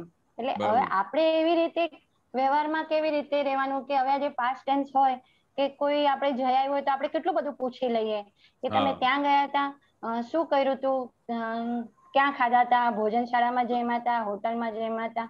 એટલે જે પાસ્ટ ટેન્સ ની વાતો માંથી આપણે પ્રેઝન્ટમાં હવે આવી ગયા, એમાં થોડું પ્રકાશ આપવો અને એની થોડી સમજણ. એ દાદાના આપણે એટલે દાદા કહેતા હતા ને કે જ્ઞાની પુરુષનો સંપર્ક રાખજો. આ જ્ઞાન વધારે પ્રગટ કેવી રીતે થશે? જ્ઞાની પુરુષના એક એક ગુણોનું જે તમે સંપર્કમાં રહેશો, એમની વાતોમાં, એને એક એક વાક્યમાંથી તમે તારણ કાઢશો ને, તો એમાંથી અમને બધા તારણ નીકળતા હતા કે જ્ઞાની પુરુષ આપણે એમની જોડે રહેતા હતા, આટલા વર્ષો સુધી ટચમાં હતા, તો બી દાદા એ શું કહેવા માંગતા હતા કે આમાં પાછળમાં પાસ્ટને મારો ચોકડી એવું કહેતા બી હતા. પાસ્ટને મારો ચોકડી, બરોબર. ફ્યુચર તમને કશું ખબર નથી, એટલે લીવ ઇન પ્રેઝન્ટ. સિમ્પલિસિટીમાં દાદા 3 વાક્યોમાં સમજાવતા હતા. પાસ્ટને તમે કશું કરી શકો છો? કશું કરી શકતા નથી. પછી તમે જો તમે પાસ્ટની બધી વાતો કાઢો તો એમાં તમે તમારું કેટલો બધો ઉપયોગ બગાડો છો. જ્ઞાની પુરુષ પોતે પરમાત્મા હોય, એને એક સેકન્ડની ફુરસત ના હોય, એને આખો વખત લક્ષ્યમાં આવ્યું રહે કે આ દરેક જીવનું કેવી રીતે કલ્યાણ કરે. અરે આને તો જ્ઞાન મળી ગયું છે, હવે આને શું પૂછવાનું કે નાઇજીરિયામાં શું થયું ને આમ શું થયું? શા માટે ટાઈમ વેસ્ટ કરવાનું? હમણાં લાગી જા કામ પર, બધું ચાલ, બધું આગળ વધ. અને કાયમ કહેતા હતા કે ભૂતકાળ ને મારો ચોકડી, એ તો આપણા હાથમાં કશું થઈ જ શકવાનું નથી. ભૂતકાળ કઈ પાછું આવીને પછી તમે એમને રેક્ટિફાય કરી નથી શકવાના. ભૂતકાળમાં કઈ ભૂલો થઈ હોય તો તમારી પાસે જ્ઞાની પુરુષે મોટો હથિયાર આપેલું છે કે પ્રતિક્રમણ કરીને સાફ કરી નાખો. બરાબર.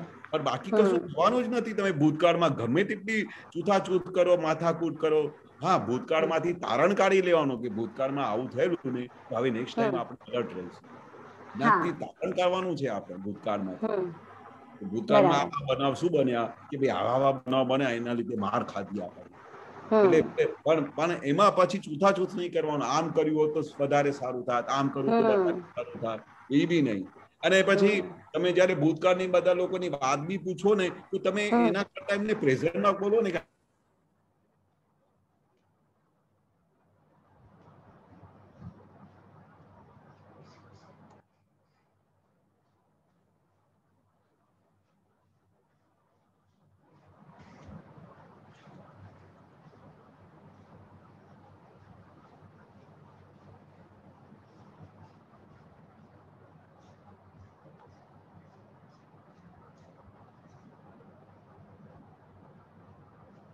મારે તો ફોલો કરવાનું, મારે તો હવે કશું કરવાનું જ નહીં. એટલે જ્ઞાની પુરુષના એક એક વાક્ય પ્રમાણે ચાલ્યા જવાનું, કશું વિચારવાનું જ નહીં. અમે જોયેલું કે દાદા ભગવાન મહાત્માઓ સાથે બહુ વધારે મગજમારી કે આ તે વાત જ નહોતા કરતા. જ્યાં સુધી મહાત્મા આવીને કે નહીં દાદા મારા ઘરમાં આ બધું પ્રોબ્લેમ થયું છે અને દાદા મને કઈ કરો, પછી દાદા જયારે આમ કે ને કે પ્રોબ્લેમ થયું છે, પછી તો કલાક કાઢીને પણ એનું સમાધાન કરે. હસબન્ડ વાઈફને બોલાવીને બધાને સમજાવે. કારણ કે દાદા જાણતા હતા કે જ્યાં સુધી આ બધાનું આ વ્યવહારિક સોલ્યુશન નહીં કરીશ ત્યાં સુધી આ બધા મોક્ષ માર્ગે આગળ વધશે કેવી રીતે? અને મને ટચ થયેલા છે એટલે મારી જવાબદારી છે કે એને મોક્ષે લઈ જવાની. પછી જયારે તમારો પ્રોબ્લેમ સોલ્વ થઈ ગયો પછી નોર્મલ, પછી સત્સંગમાં, પછી કોઈ દિવસ એમને વાત બી નહીં પૂછે કે હવે બધું, એકાદ વખત પૂછે કે હવે બધું બરોબર ચાલે છે, કે હા દાદા હવે બહુ સરસ થઈ ગયું, એટલે વાત ખલાસ. પછી પાછળની વાત જ નહીં કરે. પાછળની વાત જ નહીં. આપણે ઉપયોગ બગાડવો નથી દાદા, ઉપયોગ બગાડવાનો ધ્યાન ના, આમ તેમ લપન છપન ની વાતો કરવામાં બધું ઉપયોગ જતો રહે. આપણે કેટલું બધું, કારણ કે ભારે ઘડી દાદા શા માટે એવું કહેતા હતા કે કારણ કે આપણને ખબર નથી કે આપણે મળ્યું છે શું. મોક્ષનું દાન મળવું અને કઈ જેવી તેવી વાત છે. મોક્ષની વસ્તુ મળવી અને મોક્ષ જવાનો રસ્તો ખુલ્લો થઈ જવું, એકાદ અવતારમાં મોક્ષે જવું દાદા, કઈ આ બધું અબજો અવતારે નથી થયું. આ એક આશ્ચર્ય બન્યું છે, એમાં આપણે ફાવી ગયા છે. દાદા કહેતા હતા અમે ફાવી ગયા બધા.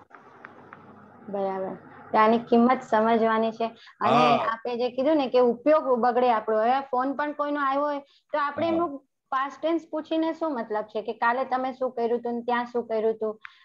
હા, અત્યારે બસ આપણો ઉપયોગ બગડવો ના જોઈએ મેન. અને આપણે મેં તો જોયેલું છે કે આ દાદાના મહાત્માઓ તો હવે ક્યારે પણ એવો બધું બનાવ હોય કે એવું પ્રસંગ હોય ને તો એને જવાનું એટલું બધું આમ એ થાય કે જાણે કે અવોઇડ થઈ જાય ને. કોઈ લગ્નમાં બોલાવે કે ગમે તે બર્થડે પર બોલાવે તો મહાત્માઓને તો આ બધી વસ્તુ ગમતી જ નહીં, કારણ કે એમને ખબર છે કે બહાર બધી આવી જ બધી વસ્તુઓ થવાની. શું કપડા પહેરીને આવ્યા, મેં આ હાર લીધું, મેં આમ કર્યું, મેં આ ડ્રેસ લીધી, એના સિવાય અરે મહાત્માઓ થઈને પછી દાદા અલર્ટ કરતા હતા કે આમાં બધું ઉપયોગ, એટલે આ બધી જગ્યા તો બધું અવોઇડ કરો તો સારું વધારે, કારણ કે આપણો ઉપયોગ બગડે. આપણે એટલી બધી શક્તિ નથી કે આપણામાં એટલી બધી તાકાત નથી, શક્તિ નથી કે ભાઈ ગમે તેવા પ્રસંગમાં જાઓ કે તમે લગ્નમાં જાઓ તો તમારે એક વ્યક્તિ કે એક સેકન્ડ માટે પણ ત્યાં કોઈની ડ્રેસ ઉપર નજર ના જાય, કોઈના ચશ્મા પર નજર ના જાય, કોઈની બધા શું ગહેના પર નજર ના જાય. તમારી ઈચ્છા નહીં હોય તેમ છતાં પણ જશે, અને પછી તમારે આમ પેલા ચિત્તમાં ફોટો પણ પડશે કે આ સરસ વસ્તુ પહેરી. દાદા કે આવી બધી જગ્યાએ જાઓ ને તો ઉપયોગ બગડે. બનતા પ્રયત્ન કરવાનો. હવે વ્યવહારમાં ના છૂટકે જવું હોય તો ફાઇલ તરીકે જઈ આવવાનું, થોડી વાર બેસવાનું, પછી તરત નીકળી જવાનું, એવી બધી આઈડિયાઓ આપતા હતા. વ્યવહારમાં સમાવે નિકાલ તો કરવું પડે ને, કરીને પછી આપણે આવતા રહેવાનું, પછી ઉપયોગમાં રહેવાનું. બરાબર. આ મુશ્કેલીથી વસ્તુ મળેલી છે અને કેટલો અનાદિનો અભ્યાસ પેલો છે. અને દાદા કે છે કે હવે આવો અભ્યાસ કરવો પડશે, હવે મોક્ષ તરફ અભ્યાસ કરવું પડશે, ઉપયોગનું કરવું પડશે, શુદ્ધાત્માનું લક્ષ્ય રાખવું પડશે, 5 આજ્ઞામાં રહેવું પડશે, કારણ કે એ પેલા વિપરીત અભ્યાસની સામે આપણે જઈ રહ્યા છીએ. આપણું અભ્યાસ પહેલું છે અને આપણે અલગ ડાયરેક્શનમાં જઈ રહ્યા છીએ. બહુ હેન્ડલ મારવું પડે છે. બરાબર છે. અને પછી દાદા કે છે ને કાળ બી વસવું છે ને કે જ્ઞાની પુરુષને બી નહીં છોડ્યું તો અમને ક્યાં છોડશે બોલો. અમે તો ત્યાં હજુ તો કેટલા પાછળ છે. બરાબર. એટલે આપણે ક્યારેક એવો પ્રસંગમાં ખેદ આવી જાય આપણને અંદરથી, પ્રજ્ઞા શક્તિ આપણને પછી જ્યાં આપણે બહુ રસ પડી ગયું હોય ને પછી એમ થાય કે આ કેમ આટલું બધું આપણે સમય આમાં બગાડી દીધું, એવું ખેદ રહી છે. પછી બહુ ખેદ રહે. અમે જયારે નાના હતા ત્યારે અમે બહુ મસ્તી હોય, ઉંમર નાની હોય ને, બહુ યંગ હોય, કોલેજમાં જતા હોય તે વખતે હજુ અનાદિનું અભ્યાસ પેલું હોય તો દાદા અમને સાવચેત કરતા હતા. બોલો, એ પૂછતા હતા કે બપોરે સુઈ ગયા, અચ્છા પછી તમે રિયાલિટી જોવા કેમ નહીં ગયા, કેમ આખો ઉપયોગ બગાડી દીધો, કેમ ટીવી જોઈ, કેમ આ કર્યું, એવું દાદા અમને સાવચેત કરતા હતા. જ્ઞાની શું જરૂર, એક આત્માનું જ્ઞાન આપી દીધું, પણ આપણે અધ્યાસ પેલું છે ને એમાંથી દાદા હેન્ડલ મારીને પાછા લાવતા. અલર્ટ કરતા હતા કે આમાં બધું ટાઈમ વેસ્ટ કરવા જેવું નથી. આ જગતમાં તમે શું શોધી કાઢશો એનું એ જ છે, કઈ નવું છે નહીં. વારે ઘડી એવું કહેતા હતા શું નવું છે, ચલો તમે મને બતાડો. તમે નાનપણથી મોટા થયા, ભણ્યા, પછી તમે કોલેજ ગયા, લગ્ન કર્યા, છોકરા થયા, પછી દેહ છૂટી ગયું, દાદા દાદી થયા, નાના નાની થયા, એનામાં પછી નવું છે શું? પછી બીજા અવતારે પણ સેમ જ છે ને. દાદા એવું કહેતા હતા કે આ જગતમાંથી શું તારણ કાઢવા નીકળ્યા છો, ખોટું ટાઈમ વેસ્ટ કરો છો. નવું છે આ જગતમાં, તમે મને કહો તો ખરા કે આ જગતમાં અમે આજે નવું જોયું. બરાબર. એટલે આપણે ઉપયોગ બગાડવા જેવું નથી આ જગત. દાદા એક શબ્દ પણ કહેતા હતા કે આ જગત આખું એઠવાડ છે એમ. હા, એઠવાડ. બહુ ભારે શબ્દો આપેલા છે, બહુ ભારે. કારણ કે એવું ના બોલે ને તો આપણે કાળ એવું છે ને, અને મોહી પ્રકૃતિ અને આ બધું કાળનું એટલું બધું ભારે અસર છે ને કે દાદા કે એટલું કે કરે ને તો અસર ના થાય, એટલે બહુ ભારે શબ્દો વાપરતા હતા. એટલે દાદાએ કહ્યું કોક વખત એવું બી કહ્યું કે ભાઈ છે ને કે આ બધા લોકો કેવા થઈ ગાંગડા જેવા થઈ ગયા છે, તો એસિડ નાખીને તોય ઓગળે નહીં. ચાલુ ગાંગડા એવા થઈ ગયા છે કે એસિડ નાખે તોય ઓગળે નહીં. બોલો કેટલું ભારે શબ્દ વાપર્યું છે. એસિડમાં માણસ મરી જાય, પણ એવા ગાંગડા જેવા થઈ ગયા છે આ કાળને લીધે. એટલે દાદાએ કેવી કેવી રીતે અમને સાવચેત કર્યા છે કે કેટલાને તો દાદા એસિડ નાખતા હતા કે સારું આ સીધું નહીં થાય. બરાબર. સરસ. જય સચ્ચિદાનંદ. જય સચ્ચિદાનંદ.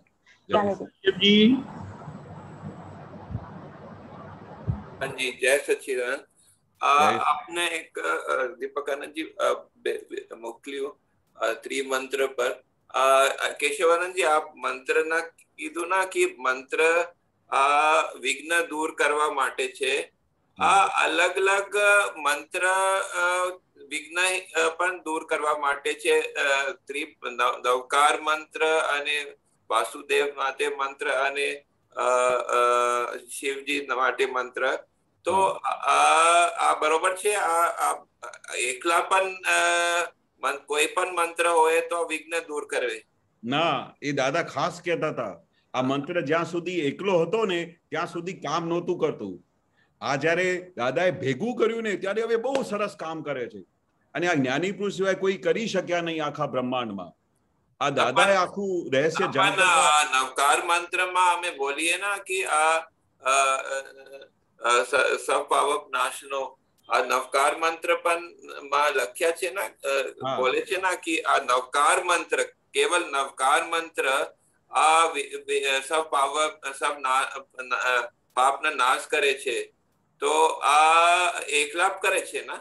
નહીં, એકલા નથી કરતા ને દાદા, એટલે તો ક્લિયર કર્યું કે મંત્ર બધા જોડે જ હતા, અમે બધાએ છૂટા કરી દીધા. એટલે છૂટા કરી દીધા એટલે તો આ બધી પરિસ્થિતિ આવી છે. એટલે તો આવી પરિસ્થિતિ આવી છે કે જ્ઞાન તરફ તો કશું વલણ જ નથી, કશું હેલ્પિંગ થતું નથી, કશું વિઘ્ન દૂર થતા નહોતા. પણ દાદાએ જયારે આ ત્રિમંત્રને ભેગા કર્યા ત્યાર પછી આ કામ કરવાનું શરૂ કર્યું. કારણ કે ઓરિજિનલી આ મંત્ર ભેગા જ હતા. અમે જ બધા લોકોએ, બધા જે ધર્મના ગુરુઓએ પોતપોતાની રીતે બધું અલગ કરી નાખ્યું. પણ પેલા ઓરિજિનલી મંત્રો આદિનાથ ભગવાન થી જોડે જ હતા. ખ્યાલ આવ્યો? મંત્ર જોડે એકલો મંત્ર તમે બોલ કરો બરોબર, પણ એ લાભ ના કરે. આ જ્ઞાની પુરુષ નો આપેલો ત્રિમંત્ર છે, કારણ કે એ ભેગા હતા તો લાભ કરશે. પહેલી રીતે લાભ કરશે, પણ મોક્ષ નું લાભ ના થવું જોઈએ. કારણ કે કોઈ ભગવાનને તમે રાજી કરો, કોઈ ભગવાનને તમે નારાજ કરો, બરોબર, તમે એનું ઉચ્ચારણ ના કરો તો પછી એ વિઘ્ન તમારા દૂર કરે કેવી રીતે? આ લાઈન જે છે ને એ એસો પંચ નમુકારો સૌ પાવક નાશનો મંગલમ ચ સવેસિમ પડમં હોય મંગલમ. બરોબર. આ પહેલાથી આગળથી શરૂથી થયા હતા કે આપણે અલગ કરી દીધા? ના ના, આ ચાર લાઈન આ નવકાર મંત્રની મહિમા બતાવે છે. બરોબર છે કે આમાં સર્વ પાપપણાસળો એટલે આ બધા પાપો ભસ્મીભૂત કરનારા છે. બરોબર છે, એ રીતે તમારે મંત્રનું લાભ મળે. પણ મોક્ષનું લાભ જોઈતું હોય અને ફાઇનલ લાભ જોઈતું હોય તો આ મંત્ર ભેગા કરજો તો વધારે લાભ થશે, એવું દાદા કહેતા હતા. મેં હું એ પૂછું છું કે આ ચાર લાઈન છે ને જો મંત્રની મહિમા બતાવે છે, આ મંત્રની મહિમા વાળા ભાગ આ મંત્ર છે કે મંત્ર સાથે એડ કર્યા છે? ના, મંત્ર છે. નવકાર મંત્ર બહુ આદિનાથ ભગવાન થી છે આ મંત્ર, નવકાર મંત્ર. આમાં નવકાર મંત્રમાં પહેલા 5 લાઈનમાં આ નમસ્કાર છે અલગ અલગ પદમાં. અને બાકીના 4માં એની આખું રહસ્ય છે કે ભાઈ આનું શું ફળ આપે છે. હા, તો આ જો રહસ્ય વાળા ભાગ છે આ પછી એડ કર્યા કે પહેલાથી? ના, પહેલાથી જ હતા. પહેલાથી જ હતા. હા, તો દાદા ભગવાને ભેગા કર્યા છે ને, ઓમ નમો ભગવતે વાસુદેવાય, ઓમ નમઃ શિવાય, આ જય સચ્ચિદાનંદ, એ ત્રણ વસ્તુ દાદા ભગવાનની પછી ભેગા થયા. જ્યારે દાદાએ આખું રહસ્ય ખોલ્યું કે ભાઈ આ મંત્ર પહેલા ભેગા હતા અને ભેગા બોલશો તો લાભ થશે, અને જ્ઞાની પુરુષના કયા પ્રમાણે તમે ચાલ્યા તો 200% લાભ થશે. કારણ કે જ્ઞાની પુરુષે આપેલું મંત્ર છે, જે આદિનાથ ભગવાને આપેલું હતું. ઓરિજિનલ દાદા કહેતા હતા કે મંત્ર જોડે જ હતા ત્રણે ત્રણ, પણ આપણા બધા લોકોએ એને છૂટા પાડી દીધા. તો જયારે થઈ ગયું ને કે હું જૈન છું, આ વૈષ્ણવ છે, આ શિવ છે, જયારે આ અલગ અલગ વાટા પડી ગયા ત્યાર પછી આ મંત્ર છૂટા પડી ગયા. પણ ઓરિજિનલી દાદા કહેતા હતા કે આ મંત્ર જોડે જ હતા. જોડે જ હતા. પણ આ નમસ્કાર મંત્રમાં મહિમામાં લખ્યા છે કે સબ પ્રકારના પાપ નાશ કરે છે. હા, બરોબર. તો આ એ વખતે તીર્થંકર ભગવાનનો આપેલો મંત્ર છે આ જે નવકાર મંત્ર છે ને, અને તે વખતે તો બધું ભેગું હતું, તે વખતે આ એક જ મંત્ર હતું, બરોબર, એવું દાદાએ કરતા હતા. પણ એના પછી જે બધા જે આવું કઈ અલગ અલગ હતું નહીં, જૈન વૈષ્ણવ બધા એક જ ધર્મ હતું, એક જ તીર્થંકરોનું વિજ્ઞાન હતું આદિનાથ ભગવાનમાં, બરોબર. પછી આપણે બધા છૂટા કર્યા, એટલે પછી ત્યાંથી આ ત્રણ વસ્તુ છૂટી પડી, પછી દાદાએ ફરી પાછું ભેગું કરી આપ્યું. नहीं मैं क्या पूछ रहा हूँ इसमें कि जो ये नवकार मंत्र में महिमा में दिया हुआ है ना, ठीक है, तो इसमें जो है इसमें अकेले नवकार मंत्र के लिए बोला है कि ये सब प्रकार के पापों को नाश करता है, ठीक है। तो ये जो है सब प्रकार के पापों को नाश करता है, तो फिर ये तो फिर इसलिए तो ये फिर लोग ने मान लिया कि ये सब प्रकार के नाश को करता है, तो दूसरे चीज की जरूरत नहीं। और ये ऐसा भी लिखा है कि ये सबसे मंगल में मंगल है, सिर्फ नवकार के लिए बोला है, ठीक है। तो जब ये लिखा है तो फिर ये मानना स्वाभाविक नहीं? आप बताइए जो है कि दूसरा कोई चीज के मंत्र की जरूरत नहीं है। मैं क्या बोलता हूँ कि एक बात को समझो कि ये मंत्र जो पहले था जिसमें नमो भगवते वासुदेवाय ओम नमः शिवाय नहीं था, बरोबर, तभी भी उस मंत्र जो आदिनाथ भगवान ने दिया था उसमें सब पाप दूर होते थे। वो काल अलग था, उस समय ये अलग फाटे नहीं पड़े हुए थे, उसमें कुछ अलग अलग नहीं था। तो उसका मंत्र, ये मंत्र तो उसको सब पाप वो विनाश करता ही है, विघ्न दूर करता ही है, पर वो बोलने से पूरा लाभ नहीं मिलता है, क्योंकि वो बाकी के भगवंतों को नमस्कार नहीं पहुंचता है, तो वो जो लाभ होना चाहिए वैसे नहीं होता है। इसलिए दादा ने बोला अभी आपको फुल फायदा चाहिए कि 25% 50% फायदा चाहिए, 100% फायदा चाहिए तो तीनों साथ में बोलना। आप ये कह रहे हैं ये तीनों जो है त्रिकाल के लिए जो है सही है, और वो जो है उस काल के लिए जो है सही था, या विशेष परिस्थिति के लिए। जैसे दादाजी एक और चीज बताते थे कि ये मैंने पढ़ा है कि नवकार मंत्र सिर्फ सन्यासियों के लिए है, जो ऐसे खाली अकेला जो है ऐसा भी मैंने पढ़ा है या सुना भी है। तो वो मतलब आप ये बोल रहे हैं कि विशेष काल या परिस्थिति के लिए अकेला नवकार मंत्र काम कर सकता है, लेकिन वो मतलब त्रिकाल के लिए और सभी परिस्थितियों के लिए, सभी के लिए जो लाभकारी है वो तीनों का जो जोड़ है, ऐसा आप बोलना चाहते हैं? हाँ, अभी जो जॉइंट है वो बहुत हजारों सालों तक अब चलेगा, क्योंकि दादा का जैसे विज्ञान हजारों सालों तक चलेगा, तब तक ये जो त्रिमंत्र भी साथ में ही चलेगा, क्योंकि उसका रहस्य और मीनिंग सबको समझ में आ गया कि भाई हमको 100% फायदा चाहिए। ज्ञानी पुरुष के वचन वर्ष से हमको पूरा विज्ञान समझ में आया, तो कोई भी लाभ 100% लेगा कि 50% लेगा, वो सभी टाइम के लिए, सभी परिस्थिति के लिए एप्लीकेबल है, ऐसा एप्लीकेबल था। वहां पर टाइम अलग था, काल अलग था, तीर्थंकरों की हाजिरी थी, सब 24 तीर्थंकर हो गए, उस समय यही मंत्र चलता था। समझ में। धन्यवाद। जय सच्चिदानंद। सुरेश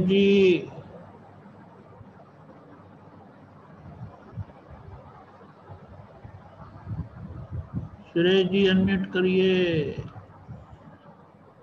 जय सच्चिदानंद केशवानंद जी। जय सच्चिदानंद, जय सच्चिदानंद। साहब थोड़ा ये साइंटिफिक है ना, समझ में नहीं आता था तो मुझे, ये रियल रिलेटिव का, ये हम बोलते हैं ना सब साइंटिफिक सर्कमस्टेंसेस एविडेंस, तो तो थोड़ा समझ में नहीं आता कि ये जब रियल रिलेटिव को छोड़ता है तो किस बेस पे छोड़ता है, कौन सा ऐसा साइंस यूज करता है कि वो रिलेटिव को छोड़ के चला जाता है, और हम लोगों को महात्माओं को समझ में भी नहीं आता है। बहुत सरल है, बहुत सहज है, सुगम है, इतना सरल है जो दादा ने खुला करके बताया। वो दादा ने एक सेंटर में से भी रहस्य समझ में आता है। तो दादा भगवान बार बार नहीं बोलते थे कि भाई AM पटेल के मैं एक सेकंड भी अंदर आता नहीं हूँ, AM पटेल से मैं अलग हूँ, AM पटेल को ये जला देने वाले है, ये रिलेटिव है, रिलेटिव विनाशी है, रियल परमानेंट है। तो इसमें तो ये सेपरेशन अनादि अनंत से ये अलग ही है, भ्रांति की वजह से एकाकार हो गया है। तो नहीं, हमको यदि रियल को अपने को रखना हो थोड़े दिन टाइम के लिए रिलेटिव के साथ में, तो क्या हम रख सकते हैं साइंटिफिकली? रियल और रिलेटिव हम पल पल रख सकते हैं, जैसे ज्ञानी पुरुष ने हमको सिखाया है, पल पल रख सकते हैं। रियल रियल की जगह, रिलेटिव रिलेटिव की जगह। और पूरा दिन आप उसको ही तो ज्ञाता दृष्टा परमानंदी बोलते हैं कि भाई रिलेटिव क्या कर रहा है उसको देखो, तुम अपने अपने शुद्धात्मा के स्वरूप में रहो, वो हर पल।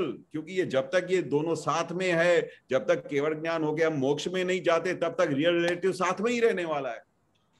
नहीं, मगर ये कौन सा ऐसा साइंस है, साइंटिफिक ऐसा फार्मूला है कि रिलेटिव को बन बताए रियल चला जाता है सब?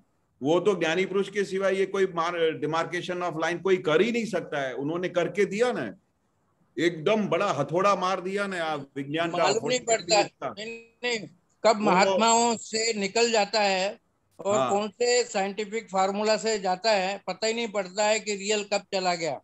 नहीं, वो पता देख लगाने की जरूरत ही नहीं है। वो दादा बोलता है कि ये जो आपको देखना हो वो तो केवल ज्ञान जब तक नहीं होगा ना तब दिखाई नहीं देगा ना, हमको ही नहीं दिखाई देता है कि ये कैसे चला जाता है, कैसे वापस। केवल ज्ञान तो ये पृथ्वी पे होने वाला नहीं है, सब नहीं होगा ना। एक दो अपने को महाविद्य क्षेत्र में जाने का ना, यहाँ पर थोड़ी केवल ज्ञान होने वाला है। नहीं तो वो महाविद्य क्षेत्र में केवल ज्ञान होता है ना सब। हाँ, तो वहां पर तो जाने का ही है ना। हम सब महात्माओं को दादा ने क्या बोला कि मैं आपका वहां पर जाके इंतजार करूंगा, मैंने आपको वीजा दे दिया है। माने वहां पर केवल ज्ञान के वक्त पे अपने को रियल का मालूम पड़ जाता है कि रिलेटिव को दिखाई देगा सब A to Z। ये आत्मा कहाँ जाता है, ये दादा को 356 डिग्री नहीं 360 डिग्री का ज्ञान था, वही ज्ञान हमको दिया। तो दादा को तो सब दिखाई देता, तभी तो वो एक एक चीज का एक्सप्लेन कर सकते थे। जैसे उनको सब दिखाई देता है कि कैसे आत्मा निकलता है, कैसे ये रिलेटिव और रियल कैसे भेगाकार हो गया, किस कारण से ये एकाकार हो गया, कौन सी भ्रांति से ये एकाकार हो गया। अभी दादा भगवान किस तरह से उसको ऑपरेशन करके वो भ्रांति को तोड़ते हैं और शुद्धात्मा का लक्ष्य बिठाते हैं। और वो ज्ञानी पुरुष के सिवा कोई कर ही नहीं सकता, क्योंकि वो कितने जन्मों के पापों को भस्मीभूत करते थे, तब जाके ये लक्ष्य बैठता था। आप समझे? एक बात और ध्यान में मन में आती थी कि 80 से दादा ने ये ज्ञान देना चालू किया, आज 21 चल रहा है। हाँ, माने ये 40 साल हो गए। 40 साल में जिन जिन महात्माओं को ये ज्ञान दिया वो सभी मोक्ष में गए। वो दादा ने बोला ना कि जो मेरी 5 आज्ञा में रहेगा उसको 70% भी आज्ञा का पालन करेगा तो वो एकाध अवतार में मोक्ष चला जाएगा, इतनी गारंटी दी है दादा ने। जो आज्ञा में रहा तो बाकी आज्ञा का पालन ही नहीं करेगा, भाई मुझे दादा भगवान का ज्ञान मिल गया है, उसका कुछ पुरुषार्थ ही नहीं करेगा, तो उसको भी दादा बोलते कि अगर मेरे से ज्ञान लिया होगा तो भी 15 अवतार में उसका मोक्ष हो जाएगा। पर बाकी गारंटी क्या दिया कि अगर आप 70% भी मेरी आज्ञा का पालन करोगे, वो आज्ञा के अंदर सब कुछ आ गया, सब शास्त्र का सार आ गया, पूरी समझ आ गई, तो वो पालन करने के सिवाय दादा ने दूसरा कोई रास्ता ही नहीं बताया। और वो भी साइंटिफिक बताया कि वो आपने ज्ञानी पुरुष की 5 आज्ञा का पालन किया कि वो पुण्य स्वरूप है, वो भोगने के लिए आपको एकाध अवतार लेना पड़ेगा, वो भी साइंटिफिक समझाया। बोलो, तो वो गारंटी तो देना अपने को इजी है, मगर समझना साइंटिफिक थोड़ा कठिन है साहब। नहीं, बहुत सरल सीधा है, बहुत सरल है। मेरे को तो कोई क्वेश्चन ही नहीं उठता है कि भाई ये ज्ञान रियल और रिलेटिव का विज्ञान का जो दादा ने समझ डाल दी है जब से मिली है, तो कोई क्वेश्चन ही खड़ा नहीं होता कि भाई अभी क्वेश्चन तो खड़ा नहीं होता है, क्योंकि कुदरती नियम के हिसाब से भी हम लोग चलते ही हैं। और कुदरती रचना है बस ये, और बाकी तो कुछ नहीं है संसार में।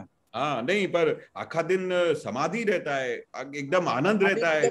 और बोल दिया कि ये सब कुदरती रचना है तो समाधि तो बनी रहेगी साहब। हाँ नहीं, अभी संसार में जिसको ये ज्ञान नहीं है तो उसको एक पल की भी समाधि नहीं है साहब। उसको बिल्कुल, तो बिल्कुल। एक पल भी बोलते हैं ना कि साला नरक में जी रहे, ऐसा भी बोलते हैं जिसको ज्ञान समझ नहीं है। वो तो बोलते हैं कि भाई आपको ये क्या चीज मिल गई कि आप निरंतर समाधि में रहते हैं। और खुशी क्यों होती है कि समझो आप लिफ्ट में बैठे हैं, आपको भाई 100 फ्लोर पे जाने का, आपकी लिफ्ट एकदम तेज 100 फ्लोर की तरफ जा रही है, तो आपको सुकून तो मिलता है ना कि मैं लिफ्ट में बैठा हूं और मैं 100 फ्लोर पे अभी पहुंचने वाला हूं। वो अपने को गारंटी मिल गई है, वो अपने को अनुभव हो गया है। वो ज्ञानी पुरुष के जो ज्ञान मिलने से हमको जो सुख अनुभव होता है, उसकी हमको गारंटी मिल गई है कि हम मोक्ष की तरफ जा रहे हैं। क्योंकि हमारा चलन, हमारा व्यवहार, हमारा वर्तन वो ऐसा होता जा रहा है कि ये ऐसा ही बोले कि ये तो मोक्षगामी जीव है। खाना टेबल पे आया, खाना टेबल पे आया, जो चीज आपको नहीं अच्छी लगती हो वो भी आया, और उस समय आप समता पूर्वक प्रसाद समझ के खा जाओ, तो वो, और उसमें नमक भी ज्यादा पड़ा हुआ और आप क्वेश्चन नहीं करो, और उस समय तो बाजू वाले को क्या लगेगा, बीवी को क्या लगेगा, अरे यार ये तो क्या कैसा देव हो गया है, ये तो लगता है कि मोक्षगामी जीव है। क्यों ऐसा बोलते हैं? कभी कभी ऐसा मन में आता है कि जैसे खाना आया टेबल पे, वो खाना खा तो लेते हैं, पचाता कौन है? पचाता? हाँ, खाना को पचाने वाला भी तो कोई एक शक्ति है होगी ना, ना। वो अंदर मशीनरी है ना पूरी, अंदर खाने को पचाने की। नहीं, वो मशीनरी को कौन चला रहा है साहब? वो अंदर मशीनरी को अभी दादा बोलते कि आपने रात को कुछ खाना खाया, तो फिर आप अंदर खाने के लिए देखने को जाते हो कि अंदर कौन पचाता है, कैसी रसें पैदा होती है, कैसा खून पकता है, कैसा वीर्य बनता है, आप अंदर देखने को जाते हो। तो इतना बड़ा संचार खुद ये भी जो खुद हो साइंस रहा है है साहब, ये साइंस है ना, कोई ऐसी कोई जरूर कोई ब्रह्मांड में शक्ति है जो चला रही है सब पूरे संसार को। हाँ, वो तो दादा ने बताया ना, मन में ऐसा आता है साहब। हाँ वो बहुत बड़ी शक्ति है, व्यवस्थित शक्ति दादा ने बताया ना। दादा ने बोला कि मैंने कितने भव निकाल दिए ये व्यवस्थित शक्ति के शोध में, कितने भव निकाले।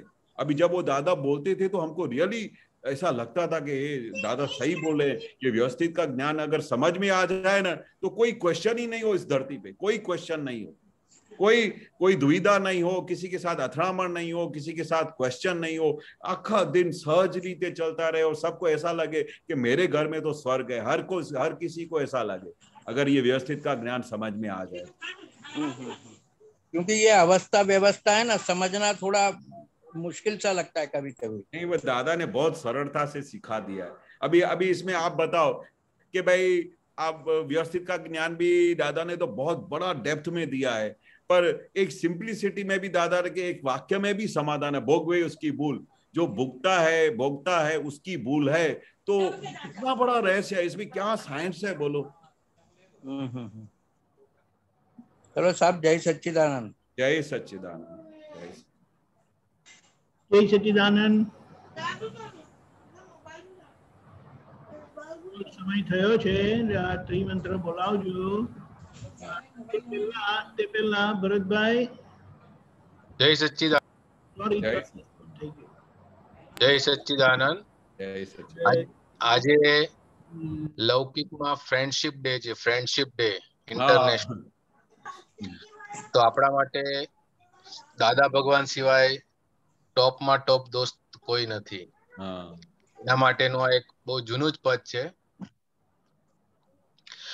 ભક્તિનું મહાત્મ્ય શુદ્ધ શાસ્ત્રોક્ત છે, જગ ભાવ નિવારક મૂર્તિમાન દોસ્ત છે. સજીવન મૂર્તિની ભજનાથી મોક્ષ છે, દાદા સંગે અનુભવ ચોક્કસ છે, અનુભવ ચોક્કસ છે. અહીંયા સંભાળું જાય મને જય સચ્ચિદાનંદ. જય સચ્ચિદાનંદ. બહુ સરસ, બહુ વન્ડરફુલ. જય દોસ્તો. ઓકે, ત્રિવેન્દ્ર બોલાવજો. કોણ હતું છેલ્લું? ખરે સાહેબ. હા, જય સચ્ચિદાનંદ. જય સચ્ચિદાનંદ. જય સચ્ચિદાનંદ. નમો વિતરાગાય. નમો વિતરાગાય. નમો અરિહંતાણમ. નમો અરિહંતાણમ. નમો સિદ્ધાણમ. નમો સિદ્ધાણમ. નમો આયરિયાણમ. નમો આયરિયાણમ. નમો વજ્જાયાણમ. નમો વજ્જાયાણમ. નમો લોય સવ સાહુણમ. નમો લોય સવ સાહુણમ. ऐसो पंचन मुक्कारो. ऐसो पंचन मुक्कारो. सव्व पावप्पणासनो. सव्व पावप्पणासनो. मंगलाणं च सव्वेसिम. मंगलाणं च सव्वेसिम. परमं हवै मंगलम. परमं हवै मंगलम. ओम नमो भगवते वासुदेवाय. ओम नमो भगवते वासुदेवाय. ओम नमः शिवाय. ओम नमः शिवाय. जय सच्चिदानंद. जय सच्चिदानंद. जय जय सच्चिदानंद. सच्चिदानंद केशवानंद जी. जय सच्चिदानंद.